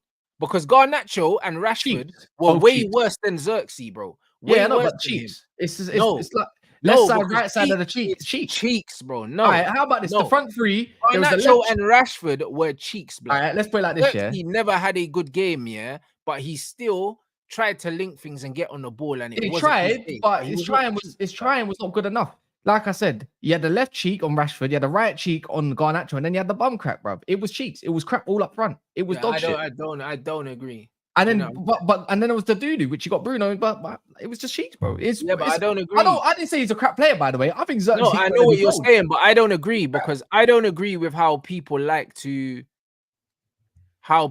assess performances because he did not play well, but he was not cheeks, bruv, because he was getting into good positions. He was trying to do the right things, bro. No, he got ignored a couple times when he made the run from Bruno. Exactly. I saw that. Bro, Bruno played him some bad passes. There were times where they played the ball into him. He controlled it and he was trying to play little clever passes to Rashford and one got intercepted. But bro, he was off it, yeah, trying to do the right things. That's not played cheeks for me. Played cheeks is when there's very, very obvious things that you're supposed to do, and you're not fucking doing them. Giving the ball away. That's what cheeks to me is. Cheeks to me is when Rashford's got the space to run into, and he's choosing not to run into it because he don't want to. That's cheeks to me. Rashford did have a couple runs that got ignored. Cheeks to me is Bruno, yeah, getting the ball and having very, very obvious passes, yeah, on, and he's playing the wrong passes. I hear that. That's what cheeks is to me, bro. No, I hear when you're trying to do the right things and it's not coming off for you, that's not cheeks to me. That's to me, you've just had a bad game. It just wasn't your day. Yeah, when you're picking the wrong decision every single time, that's cheeks to me. When you're chipping over the ball and no one's there, like what Garnacho does, that's cheeks to me. Rants, when you're chipping over the ball. Rants, he was ass, bro. No, he just had a bad game. That's not the same. Ass. Like, it don't look. I don't think, again, I'm not calling him an arse player. I think he's going to be good. Not in this, maybe not with this manager, but I think he's going to be that guy in it. You got to play again like Onana and the rest of them. You got to start playing to them. You got to play ball to feet with him, innit? It's as simple as that. And you got to give him a good position. Yeah. 100% well, of course. Yeah. I hear that. I'm not saying that. Bro, the coaching, the game itself did not help him. I understand that. But the thing is, kept giving the ball away, kept losing his jewels, however you want to look at it, whenever someone pressed up against him. It's okay. He just had a really, really bad game, just like Nacho, just like Rashford, just like Bruno, and like probably the rest of them. I don't even think the defense was bad. I just think they got exposed too much by stupidness. They got exposed, but they got exposed. The difference is, it don't matter like how you want to label it. He's just had a very bad game, or he was cheeks. If you want to be a bit more detailed, but I said he had a bad game. You're saying man was cheeks. And my thing is, people need to know how to assess footballers. If footballers are trying to do the right things and it's not coming off for them, that's always a good sign. Cheeks is always a bad day at the office. Cheeks is also a bad day at the office for me. It's just cheeks. No, but it's not. Oh, saying someone was cheeks, and saying someone had a bad game or it wasn't their day is not the same. That's just more detailed then. That's just but it's not different. Because the reason why I'm saying it's a lazy assessment is because maybe it is. If he scores one of those chances, man are not saying he was cheeks anymore. The difference between him having a good game and having a shit game was the fact that he didn't same way with Bruno then. If he scored, no one's saying he's having a cheeks game. Because guess what? They're both just as shit as each other that day. No, but the point remains, what everyone's dwelling on, is the fact that he missed those chances. That's what everyone's dwelling on. I'm talking about his own and they're using that to then try and bring man's overall play into the game.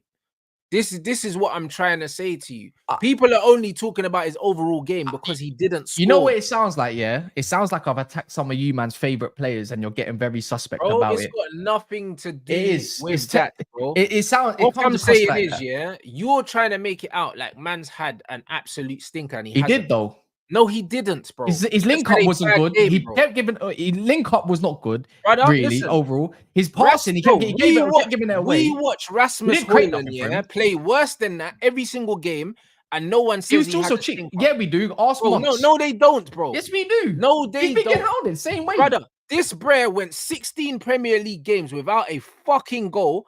No one was saying Rasmus is having stinkers. They were saying, "Oh, he's young, give him time." And Rasmus weren't even trying to do the right things. To make you look. Let me try to do the right wings. We were playing the ball into him, and he was miscontrolling it, and it was going out for throw-ins. He was doing all the wrong things, and no one was saying that my man had a cheeks game or he was cheeks, bro. This brother has had his first start for the club. Came off the bench and scored in a game where we would have ended up drawing, or now we would have had no wins if it wasn't for the goal that he scored that he had no right to score.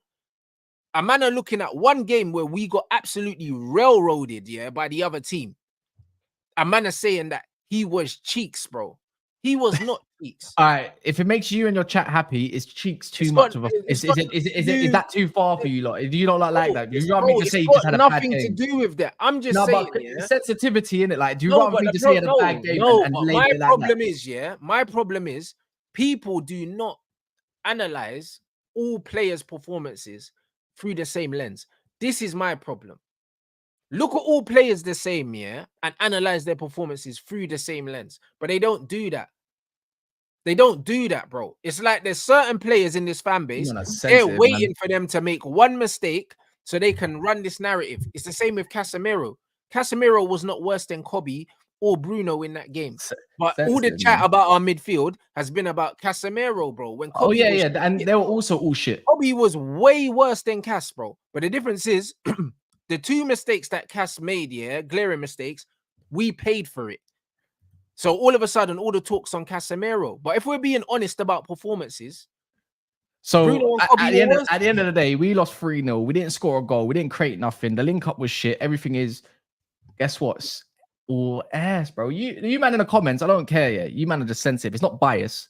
It's just but for me, when you don't judge everyone's performances the same way, bro. I think I could go back to probably a couple performances where I don't believe Hojlund was. He just had a bad game, made some good runs, got ignored. But I hear man still call him cheeks. It's made okay, some good runs, bro. Like, bro, exactly. It's a run. But I'm talking about singular games, bro. I'm talking about singular games. When the ball gets played into you and the ball's bouncing off your shins, and you're wrestling man and falling over. And you've done that for 16 games with no goal, and man are making excuses for you. Still score. That's not the same. That's not the same as a man having one bad game, bro, in his first start at the beginning of the season. 16 games, bro. Like for me, whether you say it's a bad game or cheeks or whatever, if it's a lazy analysis, however it is, at the end of the day, it was still a 3 or below out of 10. So it don't matter how you label it for me. That game, because I don't need to overanalyze the game that we get battered 3-0 in. If it was a 2-1, I can give it a bit more of a different analysis. It is what it is, isn't it? But obviously, you love Xerxes and all that. You man, it's a new best thing, new best toy. I don't want to. I'm not judging. By the way, I'm not judging him. I didn't say he was a bad player. I like Xerxes. I think I said he was going to come in. I agreed with Monts. He probably comes in and beats the Man United striker and all that kind of stuff. But if you lot want to see this as trolling or however you lot wish. I just said his game was cheeks in it. That's it. Do I think he's a cheeks player? No, obviously not. Bro, come on, man. And apparently he's biased. How can he be biased? Bro, all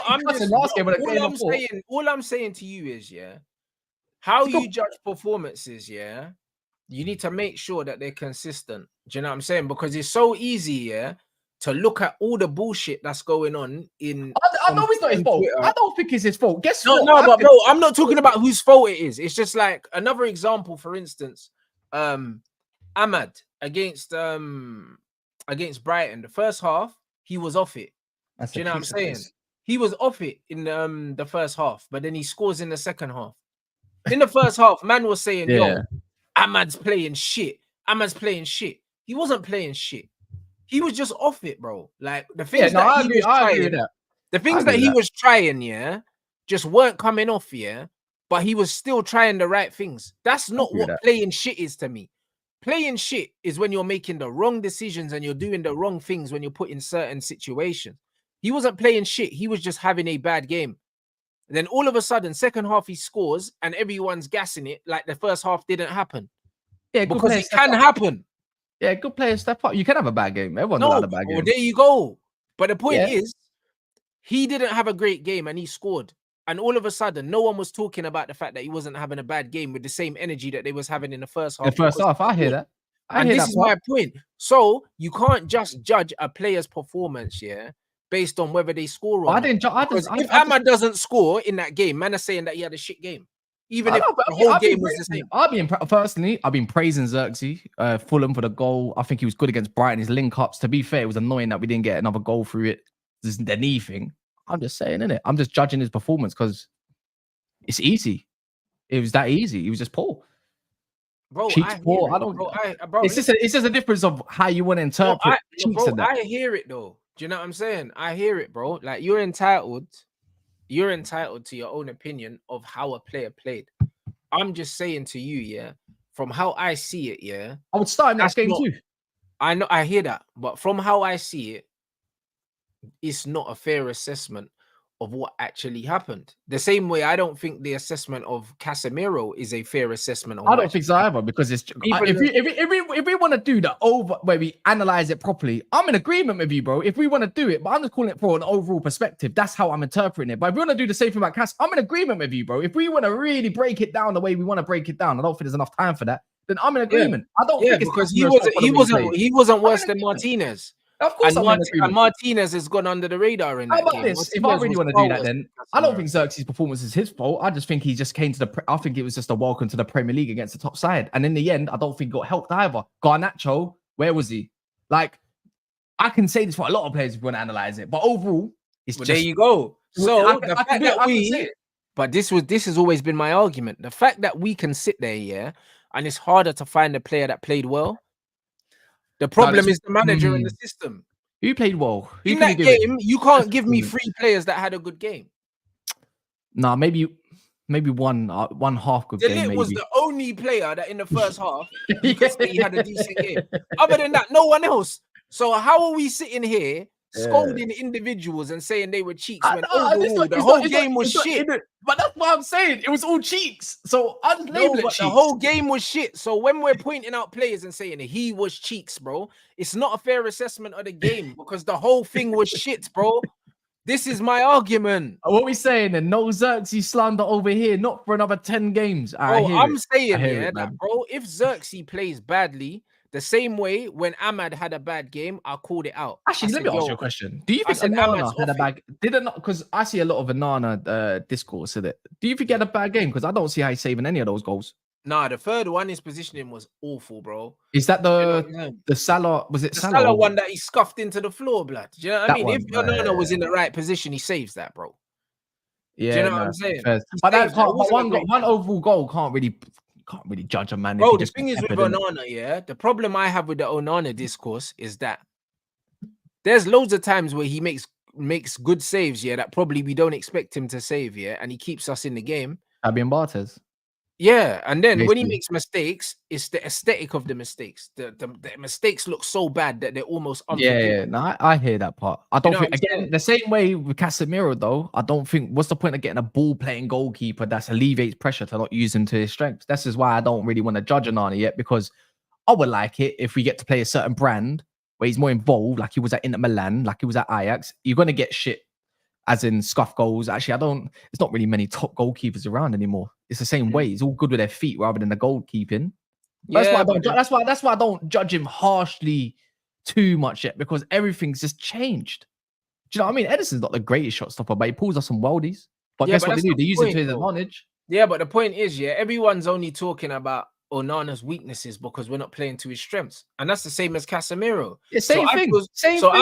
I feel sorry, yeah, for Onana in certain instances because if he was playing for a team, yeah, that utilized him the way you're supposed to utilize him, exactly, bro. You overlook a lot of his flaws, bro, because no goalkeeper's perfect. How about this? Fulham first game. How about this? We done a box. You know, in build up, he went to the right hand side and we made a box. So every time they press with one of the Muniz or whoever's a Dharma coming further forward, we made a box so we can play it. Liverpool, that didn't happen. And that's why that's my issue. That's why I said the Onana first game, nothing wrong with him. Second game, I don't think. Well, then again, could he have done a little bit better on one of those? Maybe. Then maybe should one of them goals should done better. First goal potentially, maybe. But that's why I don't judge everyone too harshly. I can just say he had a poor game or whatever, or shit game, Cheeks games. I won't say Cheeks. Onana's very, very easy to scapegoat. Because, but I think he's just hot and cold with Brad. There's no in the middle with him. He looks bad aesthetically, innit? When we keep going long. He concedes easy goals as well. Like when you see the goals he does concede, they go underneath him. Like, you know what I'm saying? Yeah, it's like I agree on that one. He's booky, but he's got strong points. You know, but we don't use them. I just don't like it when he keeps going long. But I don't think that's his fault at all. Sometimes you got to because you get pressed. Yeah, it's by instruction, 100%. It's by instruction. I think the Onana thing, yeah, is so easy, yeah. Ping it to the striker, that's it. And I don't like that. Why do you ping it down the middle of the field? Why is that not down? He's created a chance from a goal kick, by the way, to Rashford. Do you remember that one? Bro, he can pass, bro. But the problem with Onana is, yeah, he's not being coached, just like the rest of the team's not being coached, bro. Do you know what I'm saying? Like, bro, if you coach this guy, bro, with his feet, bro, he's a genuine extra player, bro. A genuine extra player, bro. Like he can. Sorry. The comment. Oh, the cement thing that he said. Yeah, I've seen it, bro. He's a genuine extra player. Like he can break lines. as a goalkeeper. He can play through presses. He's got the ability to do these things, but we need to coach it. We're not coaching. Yeah, we're not coached well. We coach, but not coached well. There's a coaching, there's a thing, but it's just not well. It's not good enough, and there's too many flaws, and there's too much stubbornness. Brother, I just think, more the blame needs to go on the managers and less needs to go on the players, man. I said the same thing, by the way. How are we gonna keep blaming these players, bro? How many times? I say it all the time. I've been saying it. How many times? They can't watch. He signed like 15 man or something, or 16 or 17 man. I said the same thing. Blaming the players. Like, what are we doing? I said the same thing. Bro, we just keep blaming players, man. It's foolishness, bro. I don't like it, man. I'm being honest, because it's like we keep giving this guy, we keep giving this guy new players, and then we're still blaming them. When do we get to the point where we're just blaming this guy, bro? Like when is it all right? I don't. The thing is, I'm in belief again that I think INEOS has viewed it that way too. He signed 21 players, and we're still blaming them. Is that true? Is that including the loanees? Yeah, 21, bro. Listen, it's just like blaming kids, bro. Kids don't choose to be. Yeah, that's what I was gonna say. That Samir. Not every player. 21 players. Not every player is crap. Like I don't believe. I don't actually think Rashford is crap. Man United don't have many players that I would consider crap. You know them right now with this current crop. I'm in agreement. There's only a few now that I look towards the summer for what we need to boot out, and maybe a couple others maybe we don't get to. But I think there's a good enough starting 11 to do damage. Oh, of course there is. Like, there's not many Man United players that I look at and I say, yo, like, I think you're shit, bro. Like, actually shit, bro. Do you know what I'm saying? Like, when I mean shit, I mean, if I was the manager, I don't think that I could do anything with you. Like, there's not many players like that. Even Mason Mount, as much as I hate him, I don't think that he's a useless player. There's a way. Yeah. I don't think he's useless. Do you know what I mean? When I look at this team, do you know what I mean? The only players that I render useless is like Garnacho and Hojlund, bro. They're the only two players that I think they're rubbish. Like, I think that their technical level is I don't think Hojlund's rubbish, personally. I think his technical level, bro. Like, even when I see this guy do kick-ups, it makes me angry. It's like, this bre's a professional. Like, this bre. Aesthetically, he might not be the greatest, but I don't think he's rubbish. He's clumsy, bro. But I personally, to be fair, we've had this conversation anyway. Bro, man watched him in the Euros with his own people. He looked shit with his own people. Like, for me, there's a reason why, you're not really rated like that in your own country, bro. It's like, bro, you're from a country that's not really a massive footballing nation. They're not talking about you the way they talked about Christian Eriksen. You're not rated like that. Like, you're any guy, bruv. Do you know what I'm saying? You're supposed to be a celebrity in your country, bro. You're playing for Man United and no one cares about you. You're trash. Like, do you know what I'm saying? Like, that's crazy. Hojlund's been cheeks, but I'm not judging him yet. Personally, I want to see. I want to see proper. I want to see a proper system of coaching to something I can accept and see him in that. See him there alongside a lot of these other players. Maybe I'm not in too favor with. I want to see them in that as well, just to give them fair judgment, because we don't rate this manager, we don't rate the system. We don't. I hear that, but I'm saying I'm not seeing the ingredients, bro. Like, if you see the way that they spoke about Ødegaard in Norway, the way they speak about Erling in Norway, they don't speak about Rasmus like that in Denmark. Them man don't care about this guy. He's no one, bruv. Like, this is just what it is, bro. Do you know what I mean? He's dusted. Like, bro, they don't care about him. Do you know how is he back? Is he back? Is he not care about you, bro? Like, man don't care. He's meant to be back after this international break, I think. Do you know what I'm saying? We need all the options we can get, bro. Because I don't want to. I'm not being funny. I don't really want to see Bruno Fernandes up front. Like, bro, like, man even saw players like Nicholas Bentner, technical level was technically Malassia's back. Rasmus Hojlund. Nah, he's on grass. He's not training with the team. Okay. They're saying he should return, what, November? He'll return to competitive football. Oh, no, tell a lie. That's Euro. They say potentially, he could be back next month. They say Malassia. They need to take their time with Malassia and leave him alone, bro. There's no point rushing back now. We got Mazraoui. Okay, yeah. I'm seeing Hojlund's not going to be back maybe until probably Crystal Palace game. We'll see, innit? But, bro, listen, Rasmus ain't good here. Like, on the ball, he's not good. Do you know what I'm saying? And this is just what it is. So when I look at him, I don't see the basic fundamentals to do anything with him. I could use him as a battering ram. Like, that's about it. Because he just runs. That's what he does. I think he could be used. I think he needs to, again, can be coached. I think strikers can be coached easy, especially when you got Yeah, Rude but it's there. not about coaching strikers. Coaching. It's about coaching footballers. He's not a footballer. Do you know what I mean? When I look at someone like Nicholas Jackson, he's a footballer. So even though he can't finish, I can coach a player like that because his instinct. good, He's definitely got instinct. his movement off the ball. Bruv, he's got striker's instinct, but he just needs to be. Again, that's the whole point. Like it's like Sterling and Pep. Yeah, even Pep. Like, you don't improve a player's ability, right? Because Pep just told him where to be on the ball, or coaching told him where to be in the pitch, and even up to his body positioning and where to be. And where to be. Yeah, no, he's not. But I'm saying as a way winger, higher than Rasmus Hojlund. No, but that's technically, yeah. But we're talking technical, yeah. Doesn't mean you can't listen to a coach. Technically, it's different. It doesn't matter if you can listen. If you don't have the technicality to carry it out, what's the point in listening? All number 9s need to be technically great if you're gonna have a good footballing team. Anyways, I'm just in again. I think Hojlund, without getting too into it, this is what I think. He's got an instinct to be in the box and make certain runs, but then again, he needs to be guided by the right person to know. I'll be real. If you tell any mug to play up front, they'll run into the box, bro, because they know that's what strikers do. And again, at least getting fed, like Zerk, at least feed him more, innit? Bruv, when they try to feed him, he misses his mouth, blood. You know what? Like, I don't know what we're doing. He don't get there. It's not hard to coach. It's not hard to coach bad runs if they got it. It's not. It's really not. It is. It is hard to coach that. It is hard to coach it, bro. On a training ground, I don't think so. Brother, you gotta understand, yeah? Like, brother, I played striker my whole life. There's certain things you can't coach, bro. Do you know what I'm saying? It's not about just getting into the box, bro. As a striker, yeah, you need to first understand the game. You need to understand the person that is crossing the ball. Do you know what I'm saying? Remember when Berbatov done the breakdown with Nani and he said, listen, I know Nani likes to dance over the ball. He's not going to put the ball in early, so I don't run into the box. I hold my run.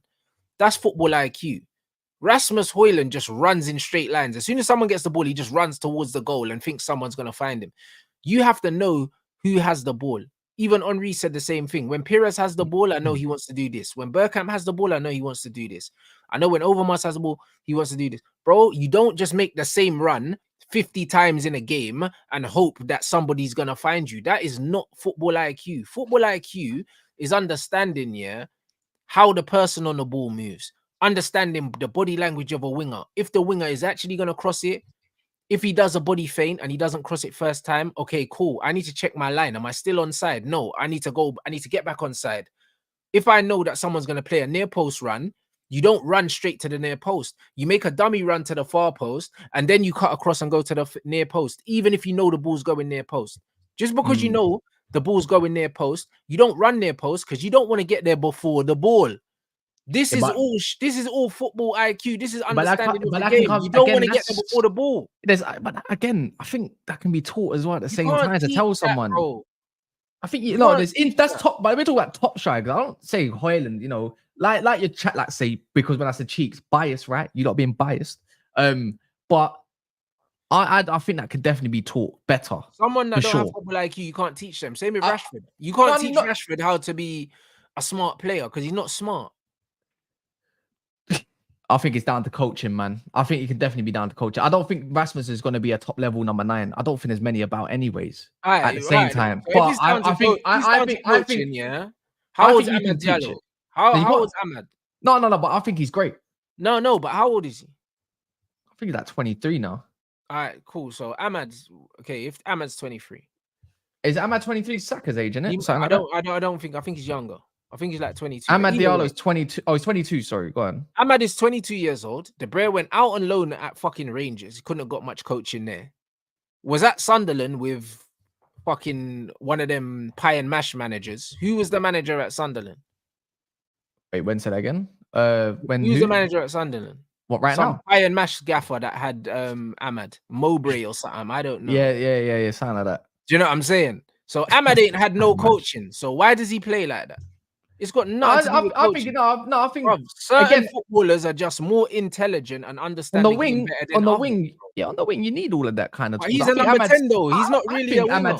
I think Amad's special. I didn't say Hojlund special. He's a 10, bro, because his brain just functions in a certain way where he's more intelligent than other players. It's got nothing to do. I think Hojlund can be very. coaching. I think he could be a very good striker still. I think he's got good. I don't think he's an amazing football player. Do you think Erling Haaland's movement is like that because he was coached, or his movement's like that guy is just an intelligent player? That guy is just. Which one is it? Blood. Because his dad wasn't a striker, you know. His dad played centre back, and his dad played midfield. Sign that he's had. His dad is not the reason why. But his movement is so good. His movement is so good because that's how he. Because that's he. Yeah, but again, he's just a robot, and second of all, he come up. Yeah, but who did he come through? Salzburg is a very good team to get youth up to scratch the way they need to. They've been doing it, and it's evident that they've been getting great young players and dishing them off. Bundesliga, wherever you go to, what's it called? What they called? Dortmund. Again, another club that's good at nurturing young players. Atalanta. Hojlund was doing well enough for what he was doing from where he come from. He wasn't not the greatest though, in my opinion. But he's not like Haaland. But then he comes into United, where one is chaos, and two, it's bad coaching. Maybe it might take a little longer to get nurtured. But I think there's something. I personally think there's something there, and I think he can definitely be, refined a lot more. I think I'll be real, like the one thing as a striker, no matter where you play in the world, the goal's the same size. The goal don't move. The 18-yard box is still the 18-yard box. There's still 22 man on the pitch. Not much changes.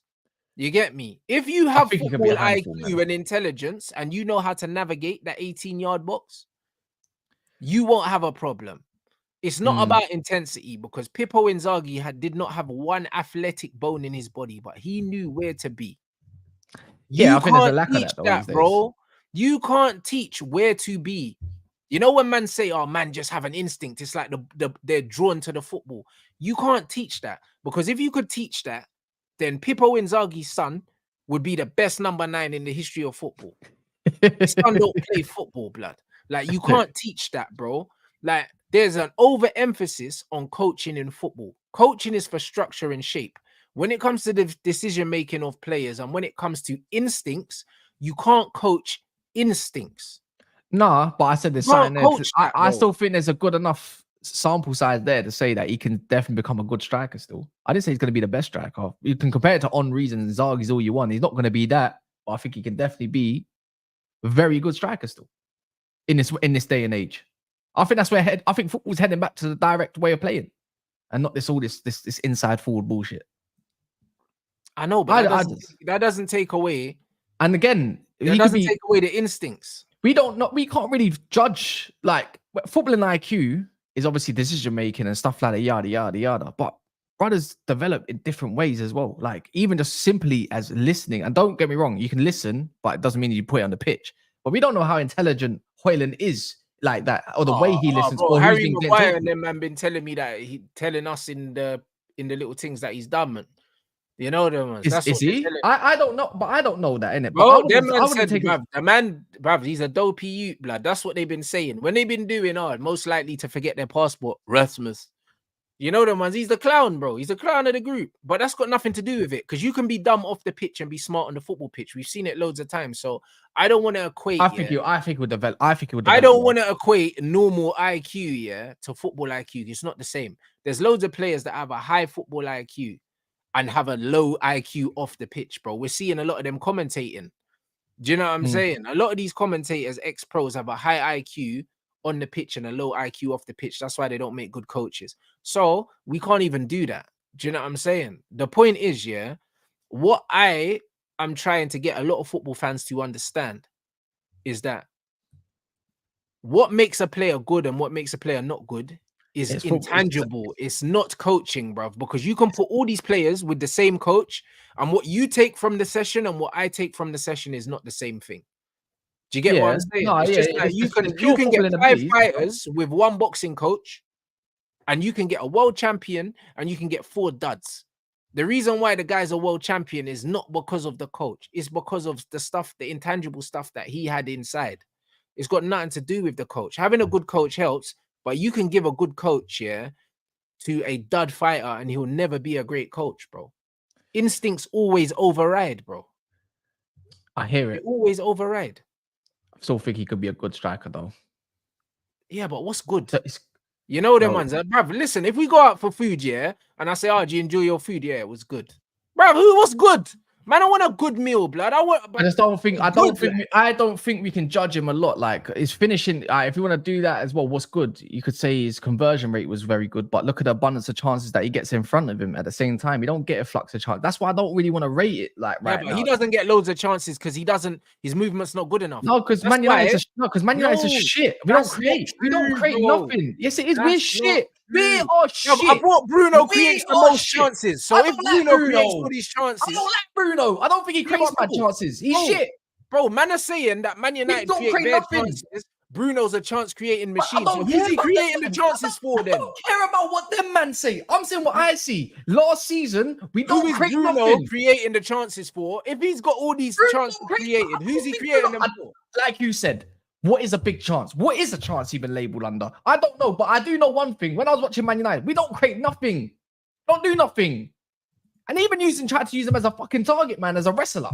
Brother. Like, I'm not judging Rasmus yet. But this is my point. And here's my point. And this is why, you see when man said that Xerxes was cheeks. Bro, the chances we got, were because of his intelligent movement. If Rasmus was playing, we wouldn't even have got those chances.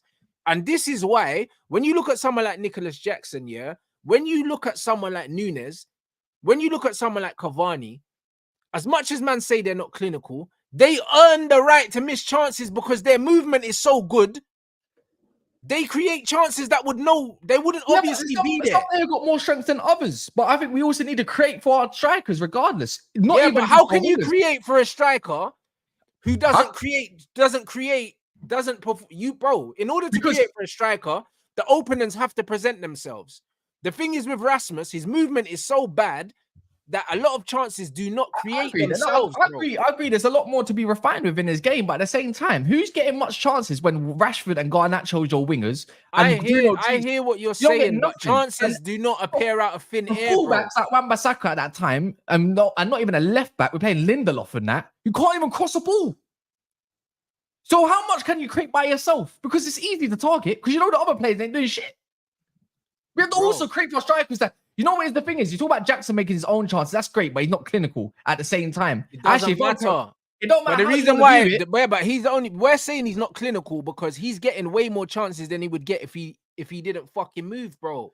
No. This is the point. We don't create enough. Period. You know what it is? You can make your own chance, but at the same time, if there's a striker that can't do that for himself, which is a lot of strikers out there, to be fair, and he's not actually a good lot of number nines. This is why we all love these false nines so much and glorify them, because they're aesthetically good on the eye and all this stuff, because they got IQ, basically, But at the same time, when it comes to the finishing touch, what has strikers been needing from day dot? As much as they can create, no one said Rasmus is going to be the best thing since sliced bread. Nowhere near. No one says that. No one actually believed that. But at the same time, we don't create nothing in the box for these men to even have a half chance at any chance. Understand what I'm saying, man. Understand what I'm saying, because you know what's mad, Loads of people can't. People talk about football and they don't understand, that, for instance, man was saying earlier, Lisandro Martinez, when he gets the ball, he's got no options.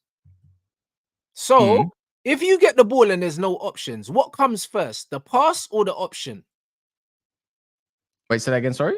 What comes first, the pass or the option? Because you said that Lisandro had no options when he was playing. No, the pass has to come first. No, it doesn't. Because who do you pass to if there's no option? The option comes first and then the pass. You can create sign yourself, no? You can pass it directly. No, because if someone's not there, you can't make a pass. Well, no, but I'm just saying that if there's no option, you can also still make a pass regardless. Ping it if you have to. Yeah, and then you lose the ball. Well, you did lose the ball, but I'm saying, obviously you need options in the midfield, but you can still make a pass. No? Brother, if you've got no one to pass to, you don't pass the ball. No, you just hoof it. Then you give the ball away. Yeah, obviously, but I'm just saying. This is my point. So, same with Casemiro. When Cas has the ball, if he's got no options, he can't make the pass. He got caught on the ball because there was no option. So, the option has to come before the pass. So, when people are saying no one's passing to Rasmus, you need to make the run first. You need to make yourself available to receive the ball. Most of the time, we see Rasmus receive the ball. He's fighting someone and he's not a real option. He's on the floor. But you His just movement is shit, bro. But you That's the mentioned- reason but- why he doesn't get chances. But it's always, again, another different way of option. You just said about creating for yourself. Make the option available then yourself, then you can pass You it. have to be the option to receive the Or pass. that's why you see people beat a man before they make the pass as well at times. But at the same time, you can I always hear make what the you're pass saying, regardless. but they There's do always that if option. there's no option. There's always an option. That on a pitch is always an When option. you're a striker, yeah, your only job as a striker is to make yourself available to receive the ball. That's your only chance, bro. Like, bro, listen, I've been striker my whole life, bro. When I'm playing striker, I'm like, yo, can I receive the ball here?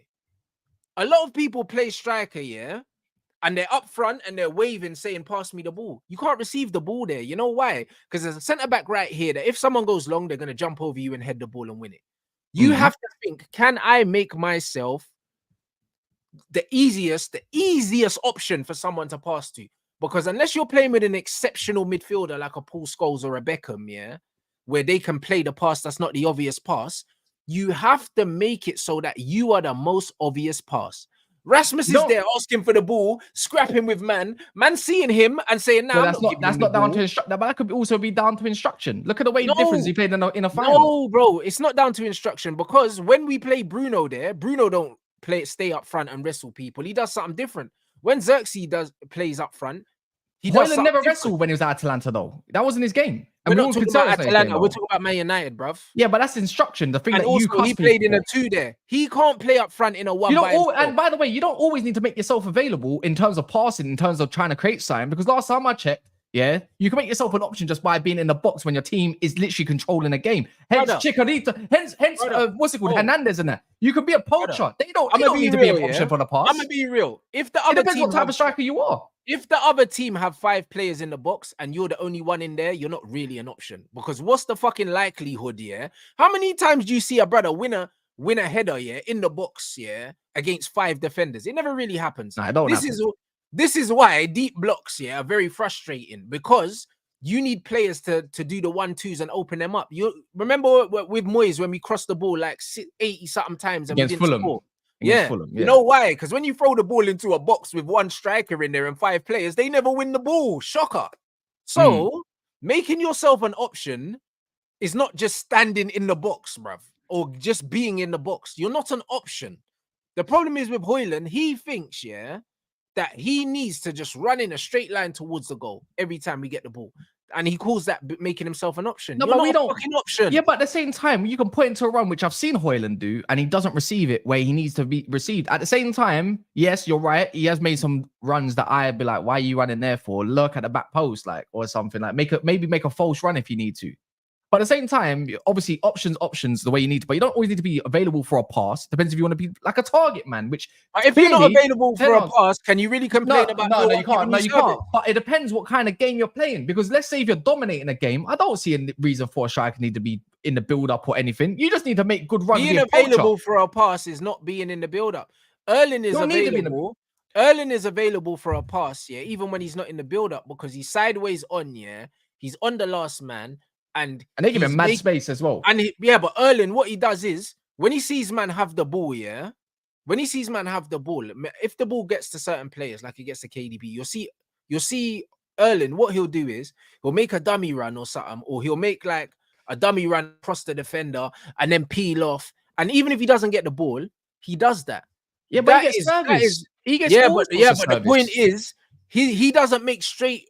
How many times, bruv? Watch Erling, bruv. Listen, I saw it against West Ham. I beg you, yeah. Watch him. How many times do you see Erling, yeah, just running a straight line in a football match? How many times? Hardly ever, because he's thinking about the person on the ball. Can he see me? I'm gonna make sure he can see me. That's why making this run here and then checking is to let man know, yo, I'm ready to go. Let me, bruv. Erling just runs straight line every time. So I don't understand. Bruv, what's he doing? I don't understand. Something I was just getting cussed for in your chat is saying about I'm an off the ball merchant, yeah. But then we just talked about off the ball, yeah. So cool.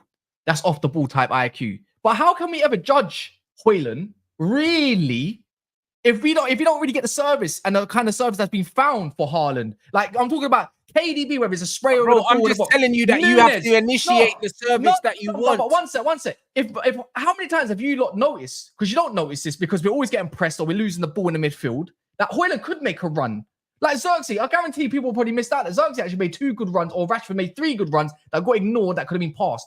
That had been passed at City, but we will quickly cuss him because guess what? The ball didn't land there. But what I'm trying to say is, I'm not really actually disagreeing with you here. To be fair, actually, I'm just saying until I see an absolute abundance of service and different kind of through balls and stuff like that for when my man does make fake runs or runs in general, which he doesn't get found by none of our players, right? For me, that's when I'll start judging him that little bit more. You know what I mean? Because Haaland will make that run, but how many times does he not get caught by one of his players that are good? How many times? How much service does he get with his back post for a header and stuff like that? What about Galatasaray? Hojlund made their own run there. He done it for himself down the left wing. Do you not remember that? And he dinked over the keeper. But no one wants to remember that part. What about the Champions League at the start? No one remembers that part. But the thing is, he's had awful games. And to be fair, when it comes to his IQ part, I don't think he's the best. He's nothing like Haaland, bro. And I don't think he ever will be. Never will be. Not close. Yeah, because but to say, I don't think he's a good footballer. But in today's age, you don't need to be a good footballer to make it. I agree with that. I agree with that. I think Rasmus can be I think he's a good finisher for what his conversion rate is as well, for what kind of chances he gets created for him. Bro, I need to see more. I hear what you're saying. I need to see over and over to judge it more. Dude, that's what I know he's not a good footballer, but I'm not judging him as a footballer. I'm judging him as a striker. That's why I'm talking about movement. I'm not in disagreement with you, Like, I'm in agreement with you. But at the same time, I'm just trying to, like, let me see an abundance of chances like other teams, top teams. Tottenham making abundance of chances. Arsenal, all the top teams. Even Chelsea making abundance of chances. I don't get to see that at my club, your club, everyone else's club. All right, cool. So we're not judging any strikers under this regime then at all. Right now, not really. Like, I'm not judging Xerxes, by the way. You said I don't want to. No, because we're not judging. I'm judging. No, overall, I'm not judging Xerxes as a player or his intelligence or anything like that. And to be fair, I didn't judge him. I didn't even mention the 2 headers that he missed, or was it a header? Both of them, because one header that he missed. Was it one header and the other thing? The other thing as well that he missed. I'm not judging on that part because he got nothing created for him in the game. Like, so when it comes to his first chance, I expect someone to miss straight away. Xerxes not known for his goals either. We brought him in to do a specific role in a specific way. And guess what? It's still not being utilized by the manager, like the hold-up play. I don't think he's been put into his feet too much. He's been used as a hold-up. That's what he tried to make Hojlund as, which is not his game. And that's what I had said to you specifically and the chat. I'm not judging Xerxes as a footballer or his IQ. I think he's intelligent. I think it's easy to know that guy's a baller just by a glance in his first game. He's very good. He's my starting striker. He's my starting striker.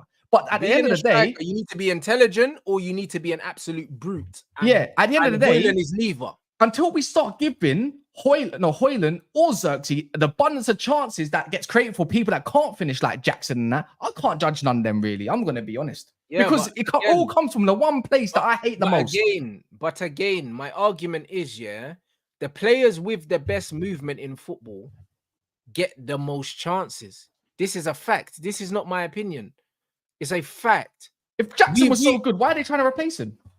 Bruv, Jackson is not clinical, but Jackson's movement affords him the opportunities he gets. If he doesn't make the runs that he makes, he doesn't get these chances. And they still missed, and they still finished 6th, and he still finished 12th. It doesn't matter, but that is not, bro. And it's not on him either. But this is not the argument, because when he plays for his country, he scored 0 goals at the Euros, and the guy only had 2 shots in the whole tournament. How much did Ronaldo score in the tournament? Bruv, the Brer had 2 shots in the whole tournament, 2 shots. It wasn't because of the system. Yes, it was. Them were cheeks. Havertz was cheeks. Havertz was cheeks. He scored 2 goals. He got 2 assists now. All of a sudden. They were all cheeks. You can't just label it down to one player because you have your bias against him. You're killing me, bro, right now. What about his striking partner? Rate him then. Killing me right now. His striking partner had more shots on goal than him. And how many goals did he score? I don't care, bro. He doesn't. Because Denmark didn't score. He does not play for me, bruv. He doesn't play for me. This myth of him being a good finisher, that's exactly what it is. It's a myth, bro. When you look at a lot of man's finishes, he's off balance. He falls over after he shoots. I agree with that part. He's not his a balance good. is mad. He's not a good Yeah. finisher, bro. I agree with that part. Balance is a key skill in itself. As a footballer, if you don't have good balance and you spend the whole game on the floor, how can you be, bruv? Balance is basic fundamentals. But yeah, I agree with you. But you look at a player's balance to assess whether they're good footballers or not. Dribbling, of course, is balance. Do you know what I'm saying? Striking a ball, passing is balance. Everything's a balance, bro. He don't even have balance, bro. As an athlete, he's clumsy, bro. This is what I'm saying. When you look at Lukaku, the reason why man say Lukaku this is because his balance is dead, bro. He's clumsy. And his first touch is horrific. I understand. Exactly. But it's a good striker. And this is the point. But the difference is Lukaku's movement is way better than Rasmus's. That's why he scores. Lukaku's got mad balance and he's clumsy, but he's an intelligent guy off the ball. His movement is actually good. Rasmus don't even have Lukaku's movement. If he had Lukaku's movement, he would score way more goals. His problem is he doesn't understand how to play the number 9.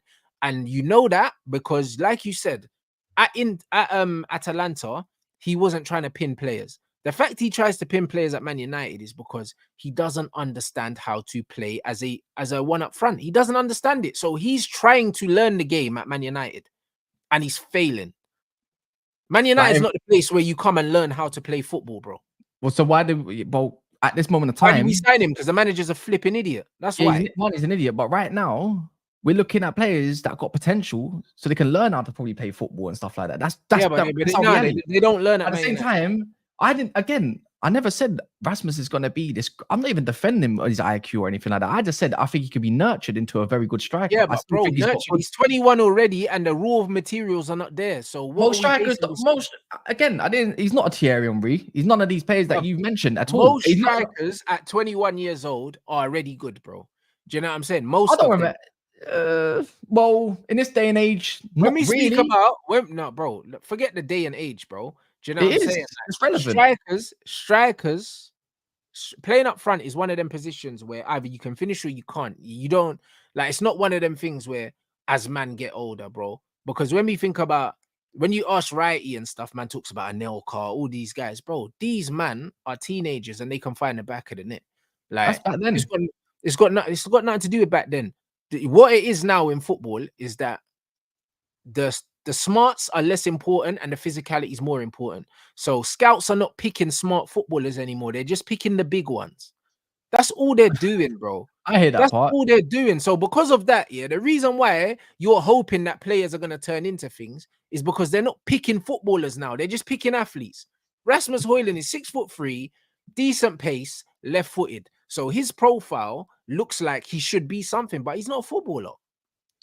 I didn't disagree. I didn't disagree on that. I just said I'm gonna give him patience to see what he can do when there's more of an abundance of chance in front of him. That's it. That's all I've said pretty much the whole time. I hear that, but what you've been trying to, I've been come after the movement. I've been listening. Like anything you said, don't get me wrong. You've got good insight. You're not stupid. You got a lot of intelligence when it comes to football. But you're telling me stuff that pretty much I already kind of know that already, innit? Like I hear it. I don't disagree with anything you're saying, but I just said I'm giving him patience personally because I need to judge him in a different aspect because we don't create in it. And I don't know. I don't care if he's not that good at the moment, but I'll judge him at the moment. Well, I'll judge him more when I see it properly because I need to see something because I don't think strikers today are good anyways. I think 90% of strikers, higher percentage are arse. So even as footballers, they can play football. But then I look at my wingers. Are they goal scoring wingers? No, not really. It's just unfortunate. I agree with you, but this is why when it comes to someone like Xerxes, who is an actual footballer, I'm not going to have man chat shit. I'm not going to have it because he's an actual footballer in a world full of nines that are not footballers. So man's going to see, and Manchester United don't even play football. So this is the point. So when we're not in football inside and we have football players, the same thing happened when we had One Matter. Man were slandering One Matter, but it's like he's a footballer in a team that don't play football. Jadon Sancho was a footballer in a team that don't play football. Paul Pogba was a footballer in a team that don't play football. Ahmad's a footballer in a team that don't play football. Yeah. So what I'm saying is, if man are going to be patient, then man have to be patient across the board. Man can't just be patient with some man and not patient with the others. Age has got nothing to do with it. No, age, but you get more time to develop a footballing side of things, even if it's a little bit more than someone that's a little bit older. I would say, especially when you're young and hungry and dumb.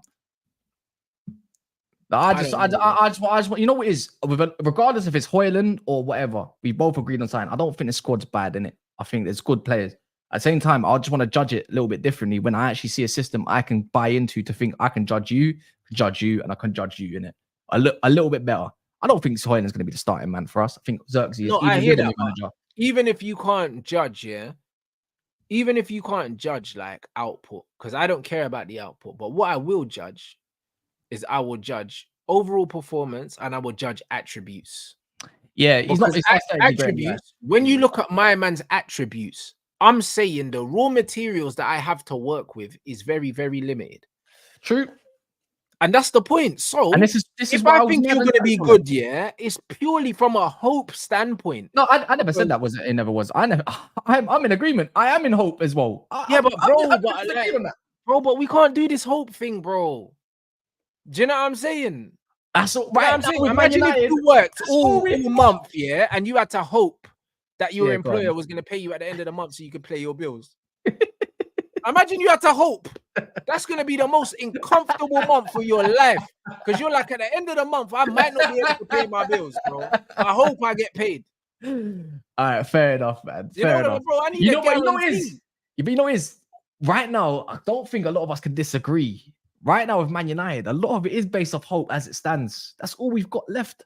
Because we hope Ten Hag gets sacked. We hope things can change next game. It's just hope. We're living off hope. We hope Ahmad is going to start next game. You know what I mean? I hope Casemiro don't give the ball away again. But guess what?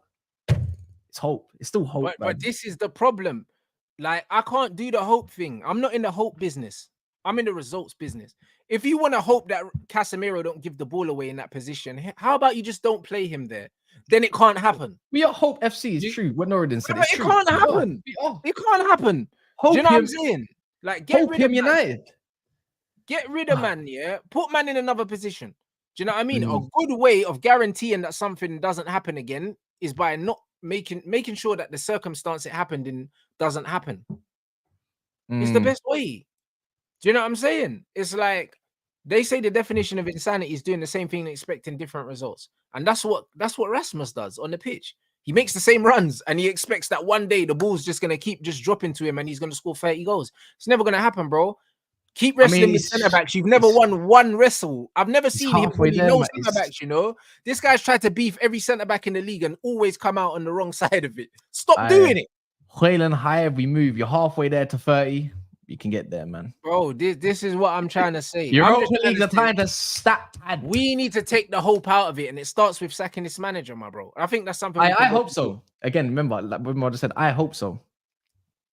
I hear it. Yeah, Duran he's a striker. He's got potential. He's got potential. He's got potential. That is a centre forward that I look at and I say, yo, the raw materials are there to have an absolute shooter. Good movement, good link up, good finish, good composure. He's got stuff. Do you know what I'm saying? He's got something you can work with as a striker. When I look at Rasmus Hojlund, I just look at someone, he just runs a lot and his heart's in the right place. You know what I'm saying? But bro, your heart can be in the right place.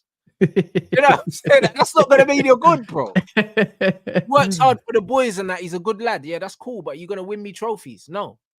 The answer is no. Do you know what I'm saying? We're Manchester United. We need to stop lowering our standards and looking at players and thinking about what they could be, bro. Let me know when you're there. Do you know what I mean? I don't give a fuck about what you could be, bro. Do you know what I mean? I'm in agreement. I'm in agreement. We bring in players like fucking the Obi youth from Arsenal, bro. Those are the could be players. The Kone in it. Yeah, bro. Those are the could be's. The Kones. Do you know what I'm saying? Those are the could be's. We don't bring in could be's for 72 million to start. Do you get what I'm saying? Nah, we don't spend that on a could be. Yeah. Nah, I know, but it's reality in it at the moment for most of us. It's just, I hear it, but we need to stop this could be thing, bro. The Obi Martin thing, that's what the could be's are. On a free, could be something. Do you know what I'm saying? Hopefully. Like we don't bring in the could be's. We spent the money we spent on Casemiro because it wasn't a could be. He'd already proven himself. So that's what we spend 60 million on. When we spent the money on Sancho, yeah, it was about he's already proven himself at Dortmund. It wasn't no could be, bro. We knew that he had talent. Same with Pogba. The Anthony thing was crazy. We should have never spent that much money on him because he hadn't done nothing nowhere, bro. Like the Eredivisie don't count. Do you get what I'm saying? It don't really count. But the fact is, we can't be doing this could be thing because what you're doing is you're lowering the standard at the club and the expectation at the club, bro. No player should get 2 seasons at Man United without my expectation really is different. Like when people say I'm happy to finish, I'm not happy. That's not my you know, that's not my be and end all for Man United. But I just know the reality at the time being for what it is right now. I'm in hope we get top 4 just to go so we can go further. But I don't want to be there. I'm not happy about excited about that. Truly. Bro, I hear it, bro. Do you know what I'm saying? But I've never lowered my standard. I'm from that era from back in the day. I hear that, but what you need to understand, yeah. What a lot of people don't understand is the words that you use, yeah, and the stuff that you're willing to accept, yeah. It's the reality of United at the moment. No, but it puts out a certain. It kind of gives these men a fucking excuse, bro. It lets them off the hook, bro. Like words are very powerful. Do you know what I'm saying? And how people frame things, yeah, with certain players. Oh, they're only young. Give them time. You're fostering mediocrity, bro. Like you don't get time at Man United. Words are powerful, but why do people cuss out players all the time then? On a personal team? No. Fuck that. That's you're allowed to criticize players if they don't play well. You're allowed to criticize, but on a personal thing, you say words are powerful, but we see many instances where we get on. Bro, listen, no, but that's completely different. I'm talking about the standards of the football club, what we should be tolerating at this football club, and what we should not be tolerating. We are tolerating bullshit at this club. Yeah, complacency is all around the gaff. But that's where we've gotten to. But that's because man. People are going soft now. All of a sudden, you say, "No, it's okay. It's okay. Everything's fucking okay now, bro." Bro, do you know what I'm saying? Man are out here pulling up Mason Mount stats here, saying that, "Oh yeah, he presses, so because he presses, it's all right that he's rubbish because he presses." No, you're not a Man United player. Get out. This is what we should be doing, bro. This is what we should do. Like, bro, we're looking at a 72 million pound striker. 72 million. Because remember when we bought Pogba, everyone was talking about 90 million. We got a 72 million pound striker that don't get assists, can't link play, don't really score, ain't really good at anything, but give him time because he's young and he can. Bro, what? 72 million? Yeah, it's a bit different when you're younger, I suppose. But people say you're going to use that as an excuse. I don't really get onto young players, though. That's just my thing. I don't care. I get onto players that aren't good enough. I don't care. No, I don't know. For the price we pay, we overpay for Rasmus. I'm in agreement. I'm not really trying to look at his price. I'm just trying to look at him. 19 years old and they weren't good enough. I'm saying they're not good enough because once you're playing in this team, I have to judge you like everyone else. I don't care about your age. I blame the manager for picking you because you're not ready. But ultimately, you're not good enough. I don't care about age, bro. Do you know what I'm saying? Like, as soon as you're in the men's first team and you're in that starting 11, you need to get critiqued by everyone else. Because if you make a bad decision on the pitch and the team lose, I don't care about how old you are, bro. Like, man, don't get discounts for age, bro. Do you know what I mean? You don't get student discount, bruv. Am I going to get student discount? Oh, you made a mistake. We lost. We dropped 3 points. But because you're under 18, yeah, that's fine. Have a point. That's not how football works. Well, you got to allow them to develop at the same time, man, unfortunately, because that is also how on loan, blood. Or if you're going to develop at Man United, you have to have a base level that's so high that I can overlook your mistakes. Like a Kobbie Mainoo, his base level is so high that I'm cool for him to develop at Man United. But also, while he develops, you develop him in and out of the team. You don't develop him starting him every week because he shouldn't be starting every week. Yeah. You get what I'm saying? Yeah, sorry. He shouldn't be starting every week because he's not Lamine Yamal, bro.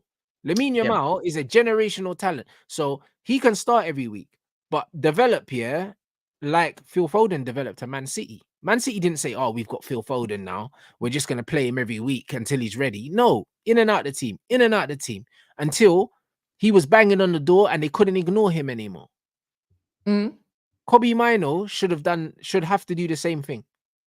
Marcus Rashford should have had to do the same thing. He didn't because of injuries, and United just allowed him to play himself into importance and gave him the number 10. Mason Greenwood was more talented than Marcus Rashford. So once he got into the team, he was in. It's kind of like a Yamal thing. Once you're in, you're in. Yeah. Special talents are just talents. There you go. But Man United fans talking about every young player like they're Mason Greenwood. They're not. I don't look at Hojlund like that, innit? Yeah, exactly. Because he's not that level. So we shouldn't afford him, the hopium, because he's not shown us anything. I just like the player, innit, personally, compared to most men, innit?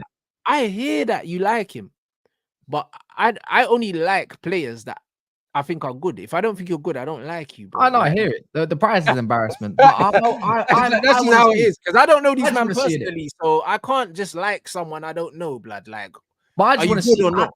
I hear it, innit? You can make the judgment before, and I think you can easy. I've made the judgment on bare players, Mason Mount, all of them, man. But for Hojlund specifically, I just want to see it because I'm starving. I want to see Man United just differently to what it is right now with whatever strikers there. That's it. There's no more to it. Just want to see. I hear it. Yo, big up everyone inside, man. You lot, the link is in the title. Make sure you, man, subscribe to Never a Foul. Big up everyone as well. Get those lights up. Do you know what I'm saying? Get those lights up, man. We've had a good show. Do you know what I mean? We covered a lot of the United stuff, bro. This is all the same shit that everyone's talking about, bro. Do you know what I'm saying? So it's good to have a debate on loads of things, man. What you got coming up? I might do a fraud 11 tonight, maybe, innit? So it might get a little bit techy, innit? So some of your favorite players that you like and rate might be in there, but it's only at the moment. You could probably see the whole United crew in there. But I might do it. If not, I'm baking off. It's a bit difficult. You know what it is? Some people people in the YouTube comments, the chat already know. But starving, man. It's hard to make content when there's nothing about. I hear it, brother. But that's why I don't force it, bro.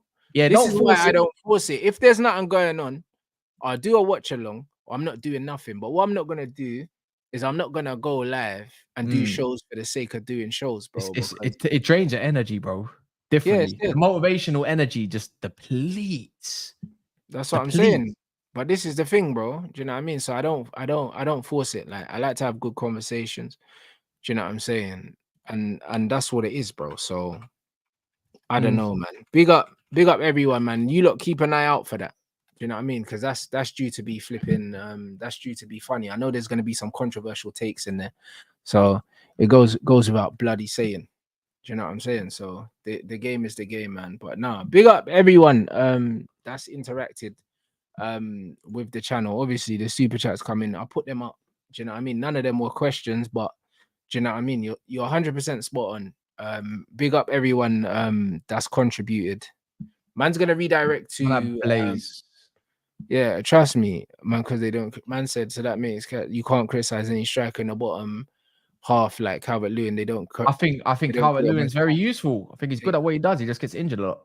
Yeah, but the thing is, bro, not like, levels, but he's definitely useful. You know what it is when you play for. You know what the funny thing is when you play for clubs.